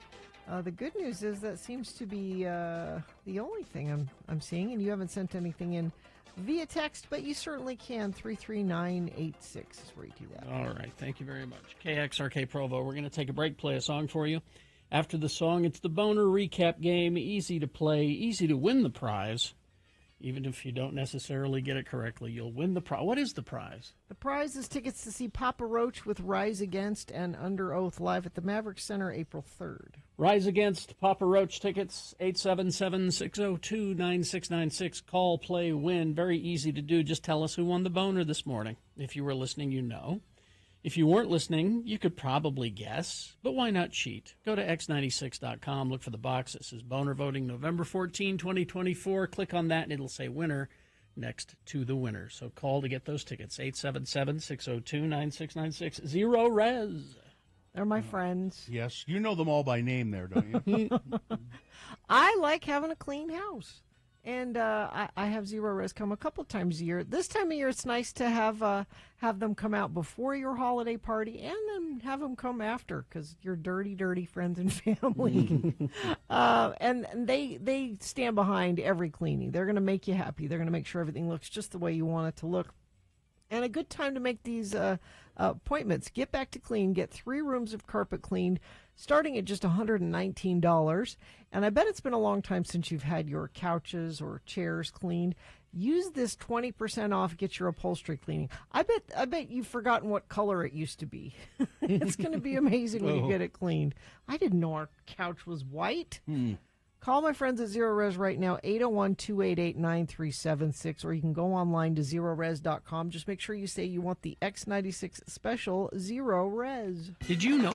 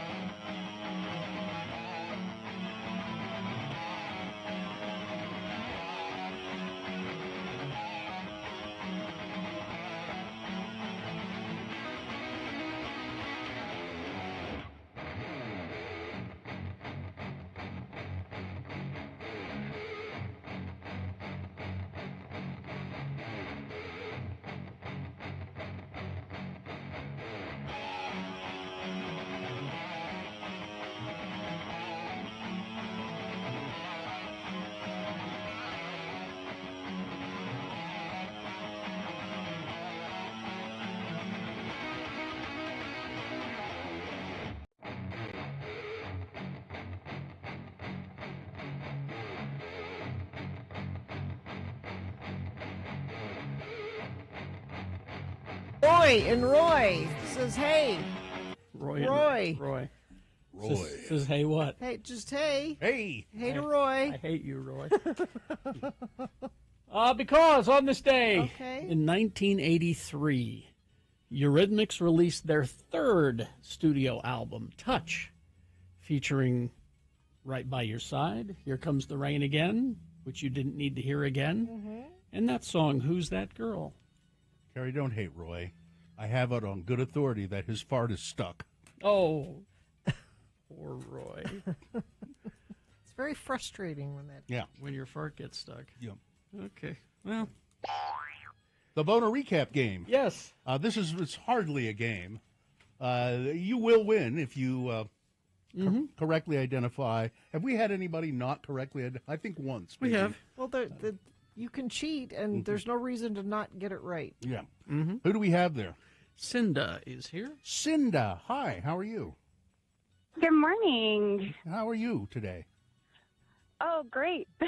First time getting in. Oh, I'm glad you did. So you sound very chipper. Are you a happy person today?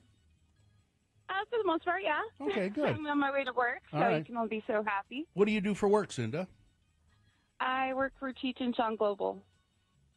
Cheech and Chong Global. Cheech and Chong Global. You Are sell you paraphernalia? Are you the reason that I see those gummies ads all over my Twitter feed? We are, yes. Yeah, really. Yes. That's an interesting job. Somebody's got to do it. Sure. I suppose. And it's Cinda. Listen, Cinda, we'll do the Boner recap game, and if you can tell me the winner of today's Boner voting, you will win what prize, Gina? Tickets to see Papa Roach with Rise Against and Under Oath live at the Maverick Center on April 3rd. Rise Against. I'm so excited. Yeah, the Papa Roach is good, but people just seem to love. They love Rise Against. In Salt Lake, they love Rise Against. All right. We do. Yes, Cinda, did you hear the Boner candidates earlier? We did. Okay. You'll win then for sure. Number one was Sorry You Were Hurt. Here's Your Bill. It was a very good Boner candidate. Got about 50 votes, I think, as I recall. This is an old guy riding his bicycle. He's out there getting some exercise, and an ambulance turns in front of him and hits him, knocks him off his bike. There's a picture of it at x96.com/live. Knocks him off his bike. He's kind of he's got a smashed up nose and he's scraped and bloody. And so the ambulance says, "Oh, come on, get in the ambulance." They put him in the ambulance, take him to the hospital, where the hospital fixes him up, and then the ambulance company bills him $1,800 for the ride. That's really terrible. Boner candidate number two. I know basements. I've lived into their flood insurance for years. Never had a claim, but this last hurricane that hit Florida, Hurricane Helene, left a lot of water in their house. The insurance company says, "I'm sorry, we're not going to cover this damage because that 3.5-inch step down into your sunken living room, that's a basement." No, that's not a basement. It's not there are no basements in Florida. They're just not possible. But the insurance company is trying to deny the claim. That also got a lot of votes, I think over 50 votes. But Boner candidate number three, I am back where I came from. This is a jerk senator in Idaho, Dan Foreman, Republican from Viola, Florida, Idaho. He's in a debate with a Democratic candidate. Her name is Trish Carter Goodhart. She is a member of the Nez Perce tribe who have inhabited the central Idaho area for thousands of years. She said there's a lot of racism in Idaho. I see it a lot of places I go. And this Foreman guy stood up and said, first of all, that's bull ass. And said, there's no racism in Idaho. Why don't you go back where you came from? Which is right there. Yeah, because she's... Well, by the way, he ended up winning. Yeah, of course. After saying that out loud. Yeah. Where people could hear it, and then that was his election slogan. Well, for I think Idaho, it was his boost. It boosted him over the edge there. It's Idaho. All right, Cinda, which one was the winner? So we don't send our gummies to Idaho. That's the one state we don't send them to, and they could probably use them. And it was number 3. Yes, indeed. We have such interesting people listening to this show, don't we? Cinda, thank you very much. You win. You're going to go see Papa Roach and Rise Against.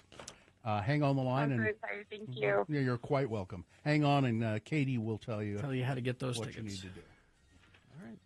Well, we will take a break. We'll be back after these with your big boy news and opinioendo. Stand by. Hi, I'm Todd Newcomb.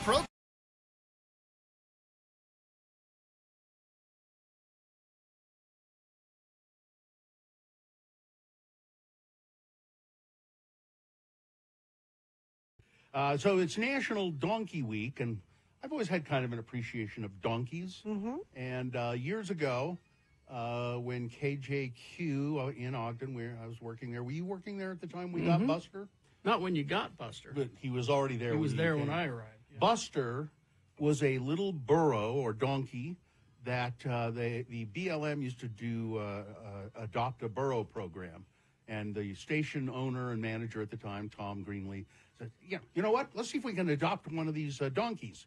We'll adopt one. It'll be the station mascot. Okay. So we did.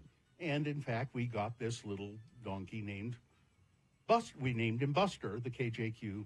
I think we called him the Burro. Burro. KJQ Buster Burro. Yeah.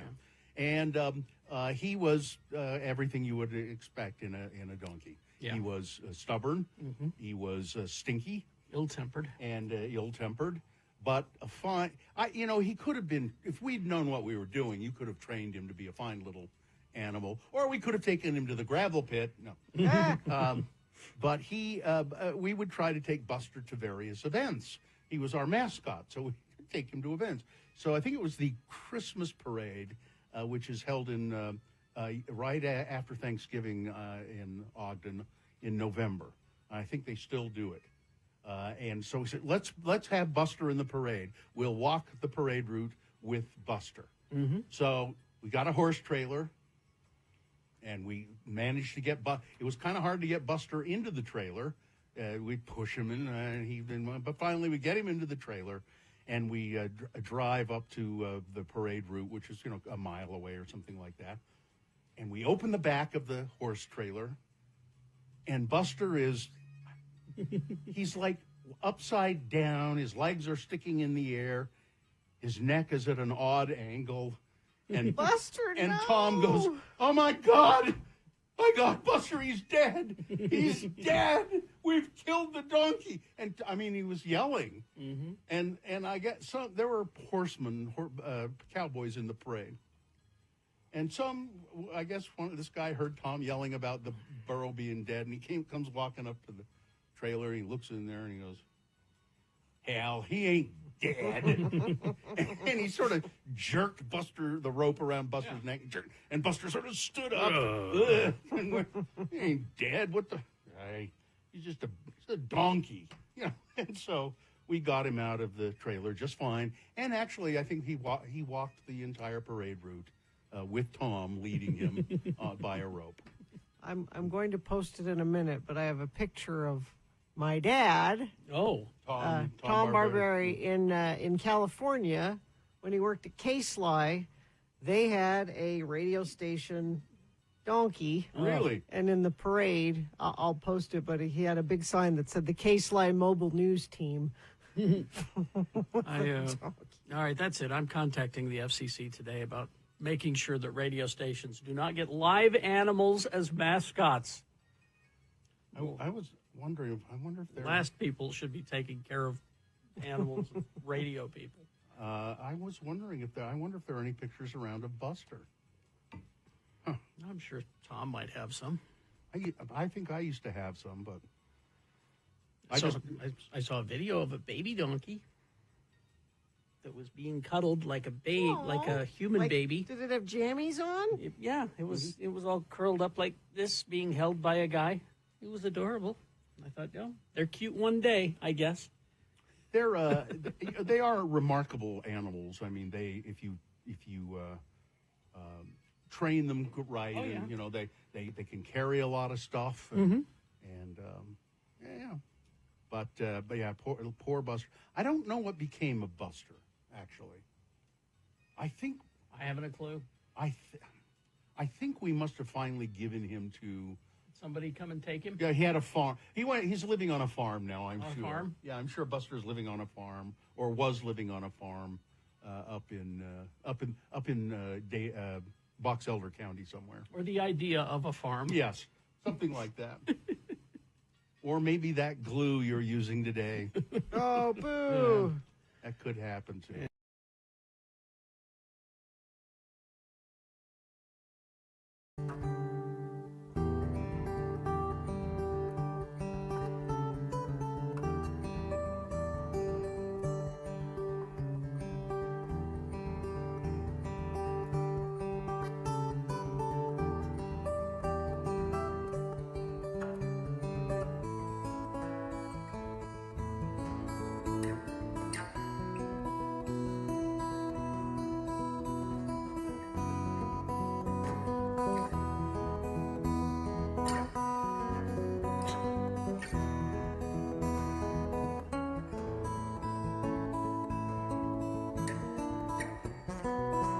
X96. All right, 9:20, and it is time for Big Boy News and Opinioendo, brought to you by... Get ready for Seasons Drinking at Salt Lake's Best Holiday Party, happening November 29th through December 28th at the Ruin on Main. Enjoy a holiday wonderland at the Ruin with seasonal bar featuring a takeover from the Remora crew.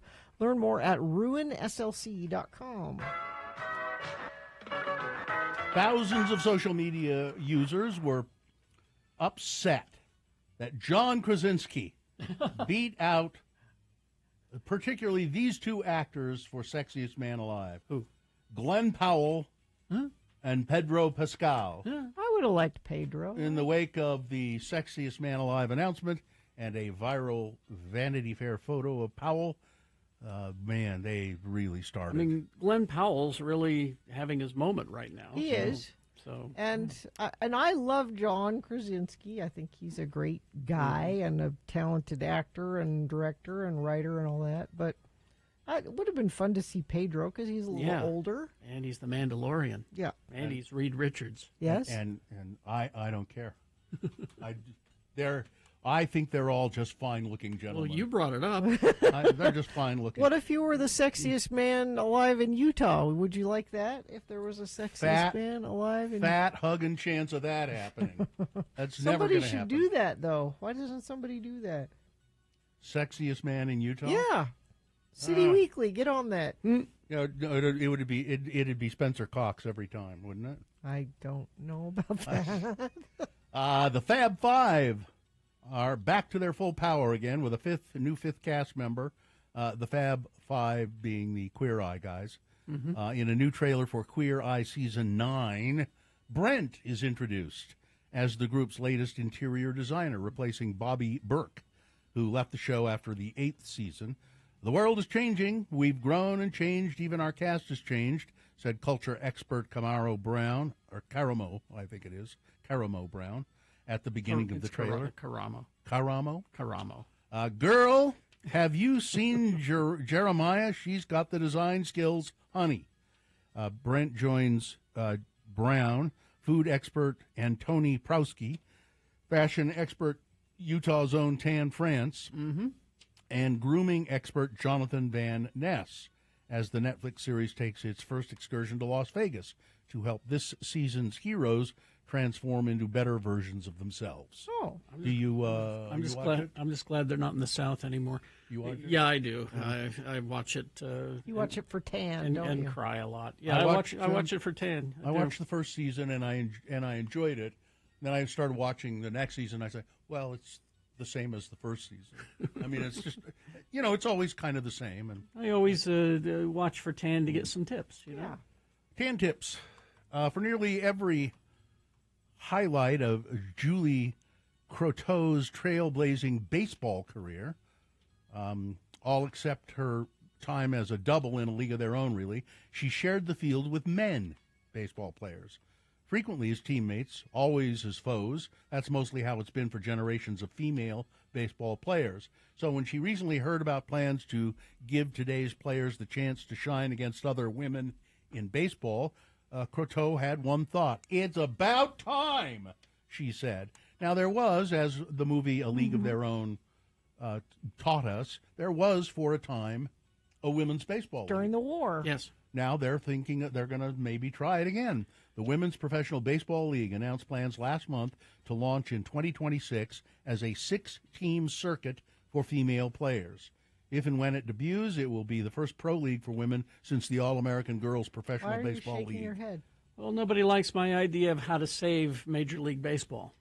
Just have mixed teams? Which is women and men sure on the teams. I think that'd be fun. I think it would save Major League Baseball. Oh. I don't know if we talked about this on the air yesterday. I think it was off. Dave Coulier Yes. revealed that he has been diagnosed with stage 3 non-Hodgkin lymphoma.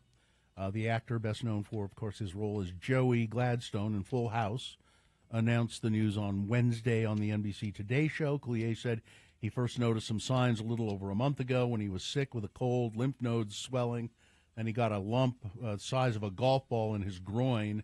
He said, well, that's not good. I should have got that looked at. He did, and non-Hodgkin lymphoma is a type of blood cancer, begins in the lymph system.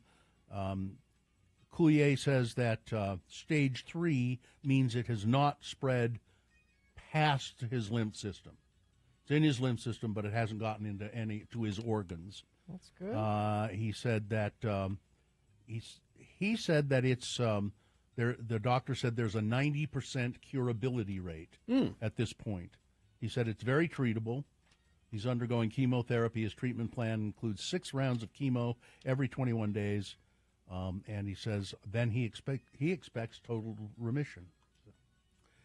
I don't want to do that Whoopi Goldberg story. That's disgusting. I don't like that. Eva Longoria. Oh, yeah, I read this. Has moved her family out of the United States. Apparently she's been doing this for a bit. Splitting time between Mexico and Spain. Mm-hmm. I had my whole life here, Longoria said, but even before the pandemic, it was changing. The vibe of the country was different. And then COVID happened, and it pushed it over the edge, whether it's the homelessness or the taxes. And not that I want to ask on California. I mean, it just feels like this chapter in my life is done now. The Desperate Housewives actress cited the election as one of the reasons for the finality of her conviction. The shocking part of this is not that he won, she said of Trump. It's that a convicted criminal who spews so much hate could hold the highest office in the land. It's concerning. Yes, it is. Sydney Sweeney. I know a lot of people like her. Mm-hmm. I don't have much of an opinion. I haven't seen her do that much. So. That if you see her on that show Euphoria. Mm-hmm. Yeah, I never watched that. She's really good on Which they're finally starting to film that again. Yeah. She unwittingly found herself at the center of the news earlier this year after veteran Hollywood producer Carol Braun said Sydney Sweeney is, quote, not pretty, can't act, and then slammed Sweeney's hit rom-com Anyone But You as unwatchable. A representative for Sydney Sweeney fired back at Baum at the time, slamming the producer for having the audacity to attack another woman. Now, Sweeney herself has addressed the incident in a new interview with Vanity Fair. It is very disheartening to see women tear other women down, especially when women who are successful in other avenues of their industry see younger talent working really hard, hoping to achieve whatever dreams that they may have, and then trying to bash and discredit any work that they've done, Sweeney said. This entire industry, all people say is women empowering other women. None of that's happening. All of it's fake, and it's a front for all the other S that they say behind everybody's back. Okay. Stephen Colbert had some choice comments about Matt Gaetz and Tulsi Gabbard being. There are a whole bunch of them here, but he said some. What did he say about Matt Gaetz and Botox? It's pretty funny. Find those Matt Gaetz plastic surgery photos when he spoke at the RNC. Mm-hmm. It's just the plastic surgery hadn't calmed down yet. So it's like the Joker. Mm-hmm. I mean, it's just ridiculous. He looks like Beavis or Butthead too. He does, which is really weird. Greg Popovich, Jeannie, you didn't address this in sports. Yeah, he had a stroke. And I think he was on the sidelines, coaching when he had a stroke. He's been out for several days. He suffered a mild stroke on November 2nd. He's expected to make a full recovery. He's taking an indefinite leave of absence. He's 75. Yeah, and he's very well respected. I love him. He's very well respected as a coach. And I already told you that that rascal Jeff Bezos is going to get married to. They're finally going to tie the knot. Those two crazy kids, Bezos and Sanchez. That's great news, isn't it? I don't. No. No. And I don't know if we mentioned this on the air either yesterday. I know we talked about it briefly. Piff the Magic Dragon's longtime performing companion. Well, Frank Christ announced it. Oh, that's right. Beloved Chihuahua, Mr. Piffles, has died. The America's Got Talent alum tells which that's important. You know, he came in second or something on America's Got Talent. He said, the best thing that ever happened to me was not winning. Because he got a little bit of recognition, but he could kind of do his own thing. We had him on our show once. Now, Mr. Piffles helps with the act, right? Yeah. It's a magic show. So I've got his phone number. I've got to call him. Reach out to him and just tell him we're sorry to hear that Mr. Piffles now he has died. cloned Mr. Piffles. Right. Let's see what he says about this. He says, for 15 years, I've had the privilege and pleasure of being upstage and outshone night after night by Mr. Piffles. He came into my life when I had nothing, set me on the path to a career I could only dream of. In the beginning, I may have rescued him, but in the end, he rescued me. And he loved that animal so much. Absolutely. Let's see about the cloning. There's something here about it. Just said that he did it. It doesn't say anything about...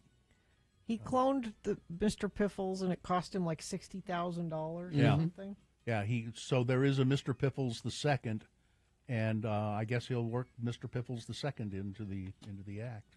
All right, that's it. Weather?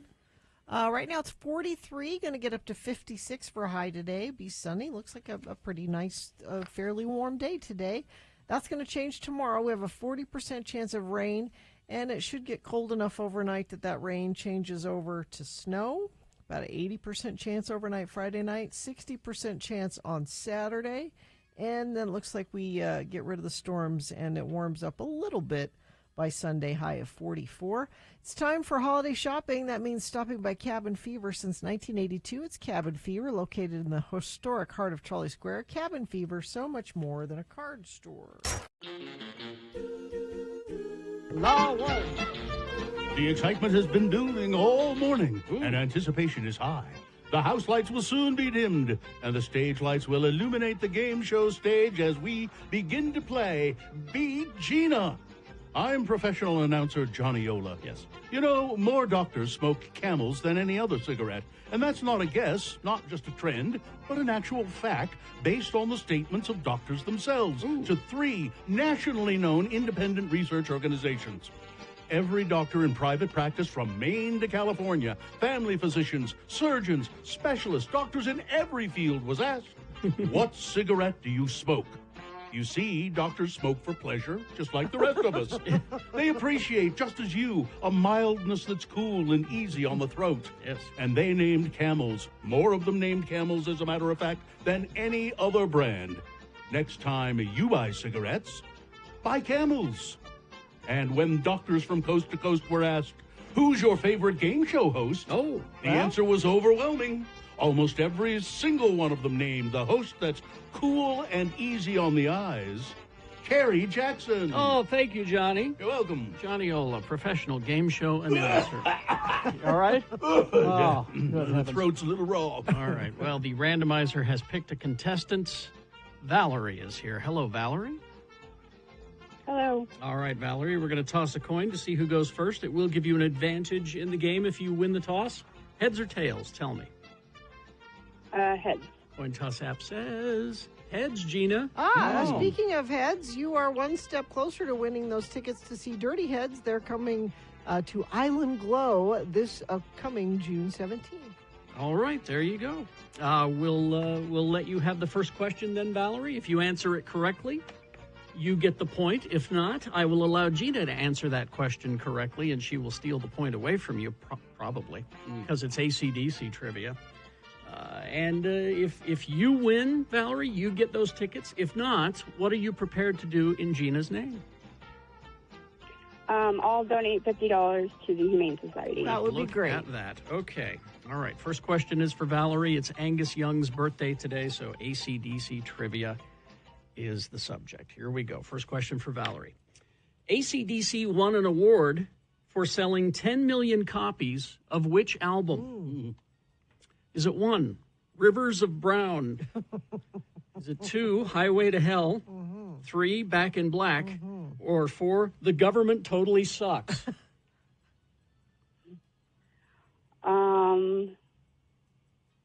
Was it Back in Black? Back in Black is correct. There's a point for you, Valerie. Good job. Now, Gina.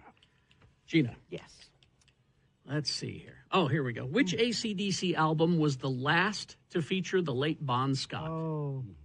Was it 1, Flutes and Trombones, 2, High Voltage, 3, Highway to Hell, or 4, Simply Jazz? Highway to Hell. Highway to Hell is correct. It's 1-1. All right. Valerie's turn. Valerie. Which AC/DC song tells of the woman who's working double time on the seduction line? Is it 1, Beelzebub Boss, 2, You Shook Me All Night Long, 3, Dirty Deeds Done Dirt Cheap, or 4, Women Time? Is it Dirty Deeds? No. Oh, Valerie. Gina. Oh. Chance to steal. You shook me all night long. I purposely gave Valerie the easy I know one. you did. All right. Yeah, that was mean. That was mean. I trying to help you. All right. It's 2-1 in favor of Gina, and Gina controls the question, so she could win with this answer. All right. Put your shoes on, Valerie. Yeah, I would say. Here we go. Get out your checkbook. Here we go. 42, 39, 56. Were whose measurements? Were whose measurements according to the 1977 AC/DC tune? Was it 1, Mrs. Satan, 2, Rosie, 3, Josie, or 4, Gwyneth? That is a whole lot of Rosie. Oh, that was... And Gina wins the game. We kind of predicted that would happen. Yeah. Oh, Valerie. You seem like a nice person, Valerie. Does she? It's not really fair, really. No, I mean, this was know. not a fair contest. No. I feel bad about this. Even though I beat you, I'm going to go ahead and give you those tickets anyway to see Dirty Heads on June 17th. There you go, Valerie. Nice, huh? Hang on the line, and somebody will tell you how to collect your tickets. Yeah, You're welcome. hang on. Listen, you know how they say smoke them if you got them? Yes. Well, I got them, and I'm going to go smoke them. Do it.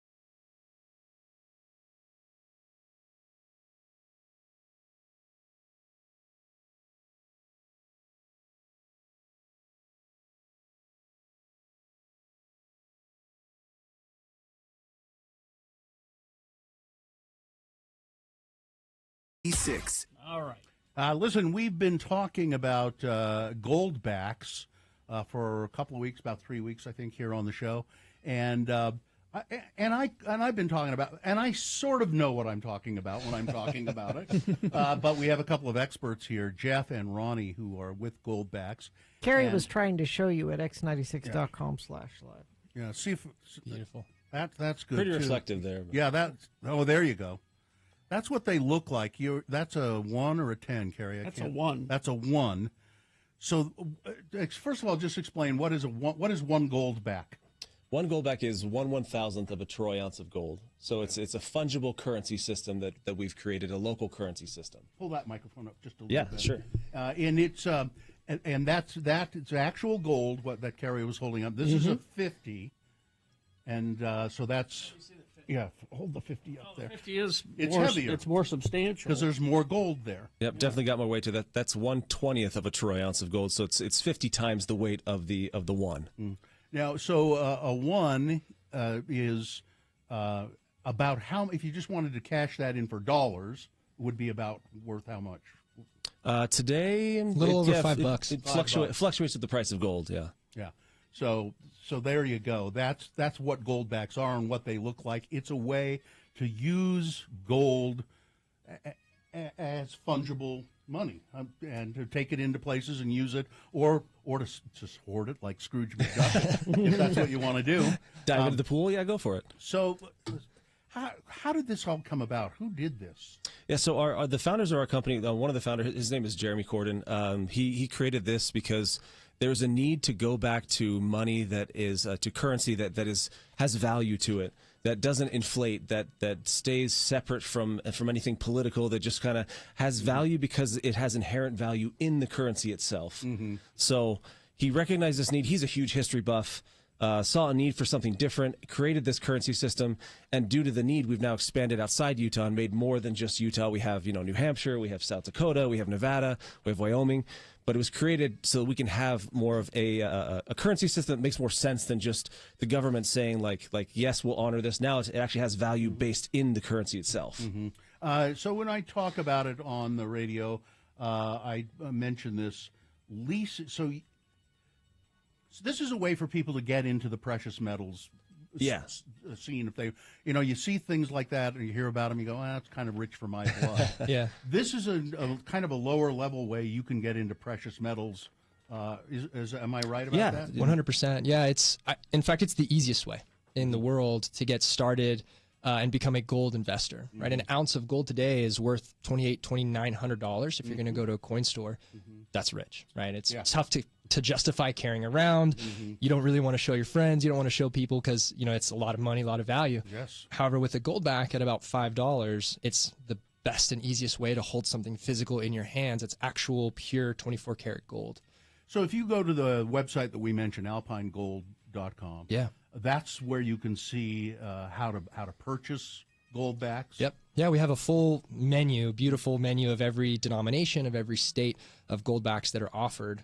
And the really powerful thing as well is, we definitely want you to go online, get them in your hands. There's nothing more powerful than being able to hold real gold like that. Yeah. But you can even create an account and start investing in gold for as little as $1, whatever you have. If you want to just have access to precious metal investments and start preserving your wealth and investing, that's a great way to do it as well. So alpinegold.com, it'll walk you through it all. Now, when I mention this on the radio, I have to confess I'm not sure exactly what I'm talking about. And that's when I'm not sure I am either, Bill. So when it says so you can lease these gold backs with a UPMA account and earn a 3.5% annuity on top of the growth. Explain that concept. Sure. So through Alpine Gold, we're basically we're like the bank for gold back.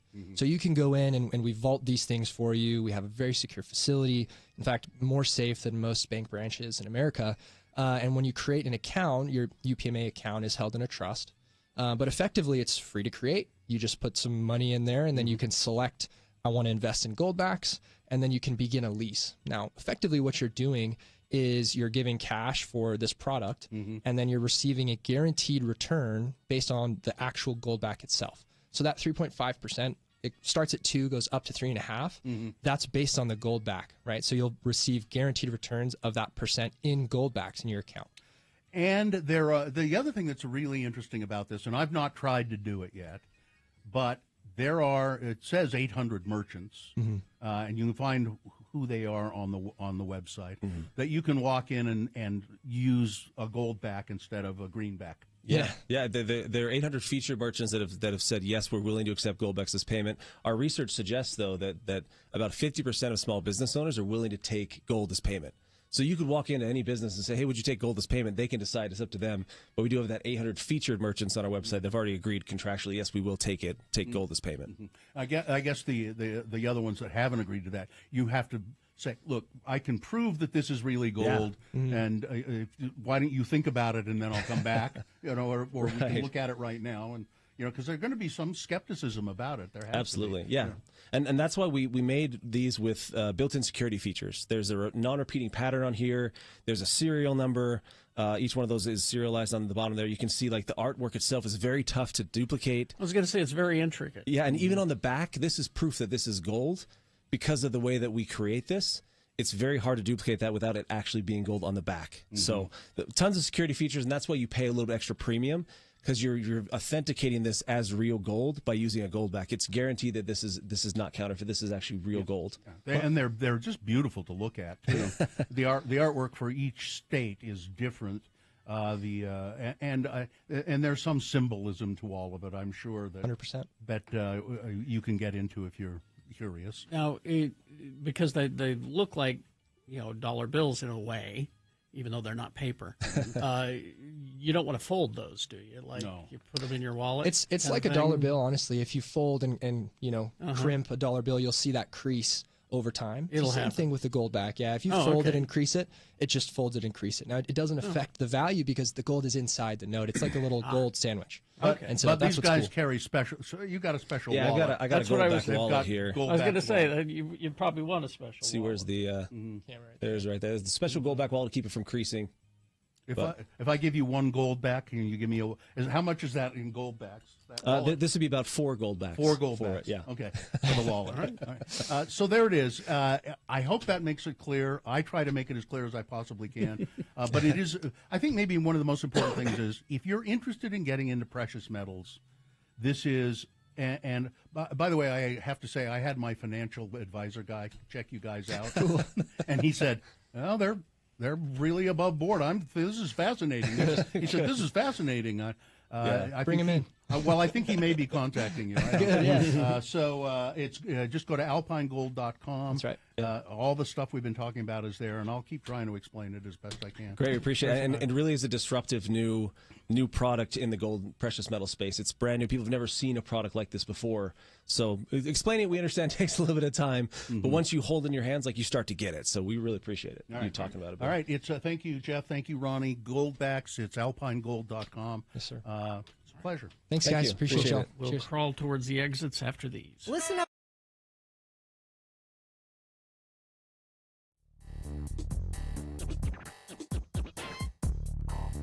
Now everyone's weighing in on eating dog food. They have opinions on eating dog food? Yeah. Wet dog food, Bill? Yucky. But dry? No. Okay. Then we get It was yucky. But then we get dry prescription dog food called low fat, tastes like stovetop stuffing. I tried it because it smelled like stovetop stuffing. Love Sid. So I didn't understand that comment in the on the text line. I think they're referring to Adam Sandler. Dude made a fortune making fun of mentally disabled or mentally handicapped. How is this okay? Is that what Adam Sandler did? Who's mentally handicapped? Is one of his characters? I don't know. He acts kind of goofy and loopy, but I don't think he. I'm not familiar enough with Adam Sandler's oeuvre. No, I don't. Does he have an oeuvre? Is really? that? Am I using the word correctly? I mean, Yes, you are. but... And I think maybe he. I think he has an. I'm sure he has an oeuvre. I'm not familiar enough with it to say. I mean, he acts like loopy and kind of. But I don't think he is that. Is that what they're referring to? They think he's making fun of Perhaps there mentally is disabled. a film we're not thinking of. I just can't think of. The Wedding Singer, right? No. He's brilliant in The Wedding Singer. Little Nicky. No. I didn't care for him. God, how many movies has he done? It's just IMDb him. It's Waterboy was developmentally disabled. Okay, I never saw Waterboy. I didn't know that. But he didn't make all his money off Waterboy. No, he didn't. I mean, that's one of many. Yeah. Not to defend Adam Sandler. I don't understand. He's made a lot of really dumb movies. Really, he's not dumb. No. He's talented. He can make good movies, but he doesn't choose to. I think that's I think odd. he knows where his money comes from. I guess so. Somebody says milk bones with peanut butter is an okay stoned thing, or it was for me 30 years ago. Milk bones with peanut butter. I don't think so. Unless you dip it in milk, maybe. There's a show I was watching about how they came up with milk bones. I'm trying to remember. Another one of your documentaries, It's another documentary Gary? that I watched. It's a dog food documentary. It's how it was the food that built America or something. You've gone documentary crazy. It was like a leftover byproduct of some other process. And they said, I wonder what And the we'd guy have. tasted it, and he goes, I bet my dog would like that. Oh, it wasn't created for dogs? No, it was accidental. It was an accidental. Milk bones are accidental. Well, you know what? Listerine mouthwash was not created for mouthwash. It was created to sterilize medical equipment. And it works for that, too. So put it in your mouth. And other things came along, and their sales went away. And so they said, well, what can we do?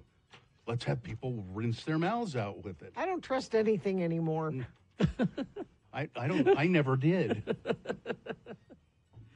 I got something for you, though. What? Because I know that you love Martha Stewart. I do. Oh, is it another thirst trap for Bill? It could be. I think she's wonderful. I find her Chardonnay delightful. Oh, it is, isn't it? And the corks are all collectors. They're different corks. And they're Martha's face.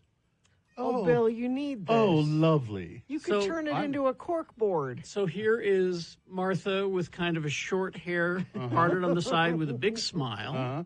Yeah. So there you go. Yeah. And then there's Thank you. And there's this one where she has kind of a longer hair, kind of a Rachel almost. Yeah. And a more serious face. Bill, you should collect them all. My friend Calvin loves my Chardonnay. So I'll just start. Those are nice. I'll Thank just start you. bringing you the Thanks, corks. Yeah, I don't drink Chardonnay, so I'll start bringing you the corks, and we'll see how many different ones there are. Collect all the Marthas. do you want to hang on to these so you can compare them? Sure. And then so that you know. Yeah. I probably, if you Google, I was going going to say, Google how many Martha Stewart corks are there?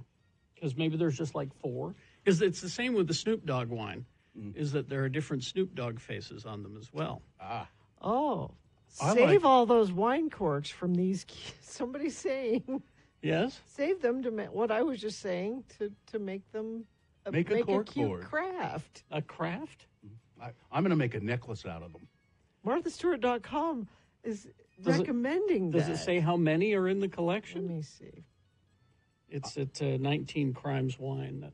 Oh, okay. That's the wine. If that'll help you narrow your search a little bit, so we can find out if there's like 4 in the collection or 6. She's 80 now, I think. Isn't she? Really? I think so. Yeah, she was in Salt Lake recently to speak at that Qualtrics thing. Oh, that's right. She replaced somebody who was ill. She was. I can do it. I'll be there. It doesn't say how many. If you give me enough money. How many different corks? But she's from saying, Martha's Chard, CHRD is what it's called. I'll bet she could knock the stuffing out of Ina Garten. Probably. You know, if they put them together and had a fight. Yeah, Is this a dream you've had? She'd knock the stuffing out of her. Yeah, a cat fight between Ina Garten and Martha Stewart. Katie says I've been planning on making a wine cork wall in my house. I've been saving my corks since I was 21. Oh well, I can help you. I can't find a number of how many. Oh come on, someone has to know. Yeah, if there's 4 in the collection or the many faces of Martha Stewart. I'll call Martha Would later you? on today. Okay. Yeah. Hi, Bill. Martha. Oh, they don't tell me anything, Bill. Oh, I'm sorry. Well, Martha, see if you can find out for me anything for you, Bill. Wouldn't that be nice? Listerine is pretty effective for dandruff. What? Huh. That wouldn't surprise me. Well, what? You rub it in your hair? I think so. I don't think gargling with it will help your dandruff. No. I think you have to put it in your hair. I actually use the regular.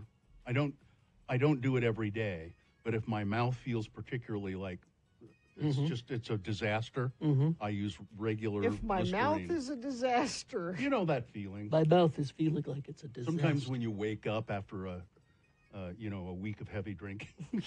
No, I don't know that. You know, smoking cigars. Like you do. Yeah.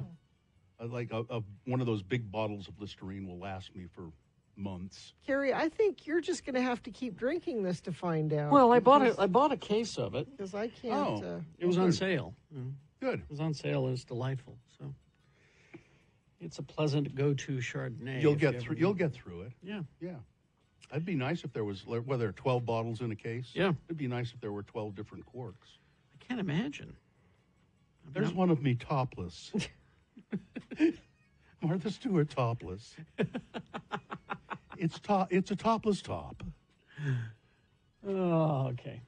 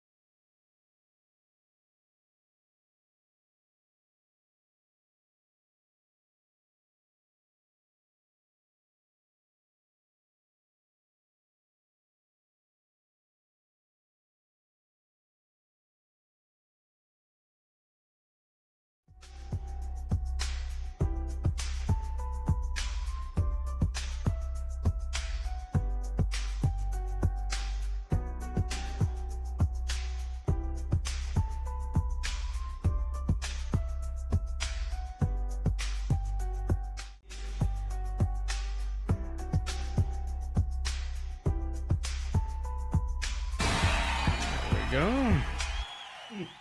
Bill, if you want to watch hockey tonight, you should go to Poplar Street Pub. It's the place for hockey. Every NHL game will be televised, featuring daily drink and food specials like their animal-style sliders. Poplar Street Pub, within close proximity to the Delta Center. Go to poplarstreetpub.com. So the puck will be dropping every night at Poplar Street Pub? Yes.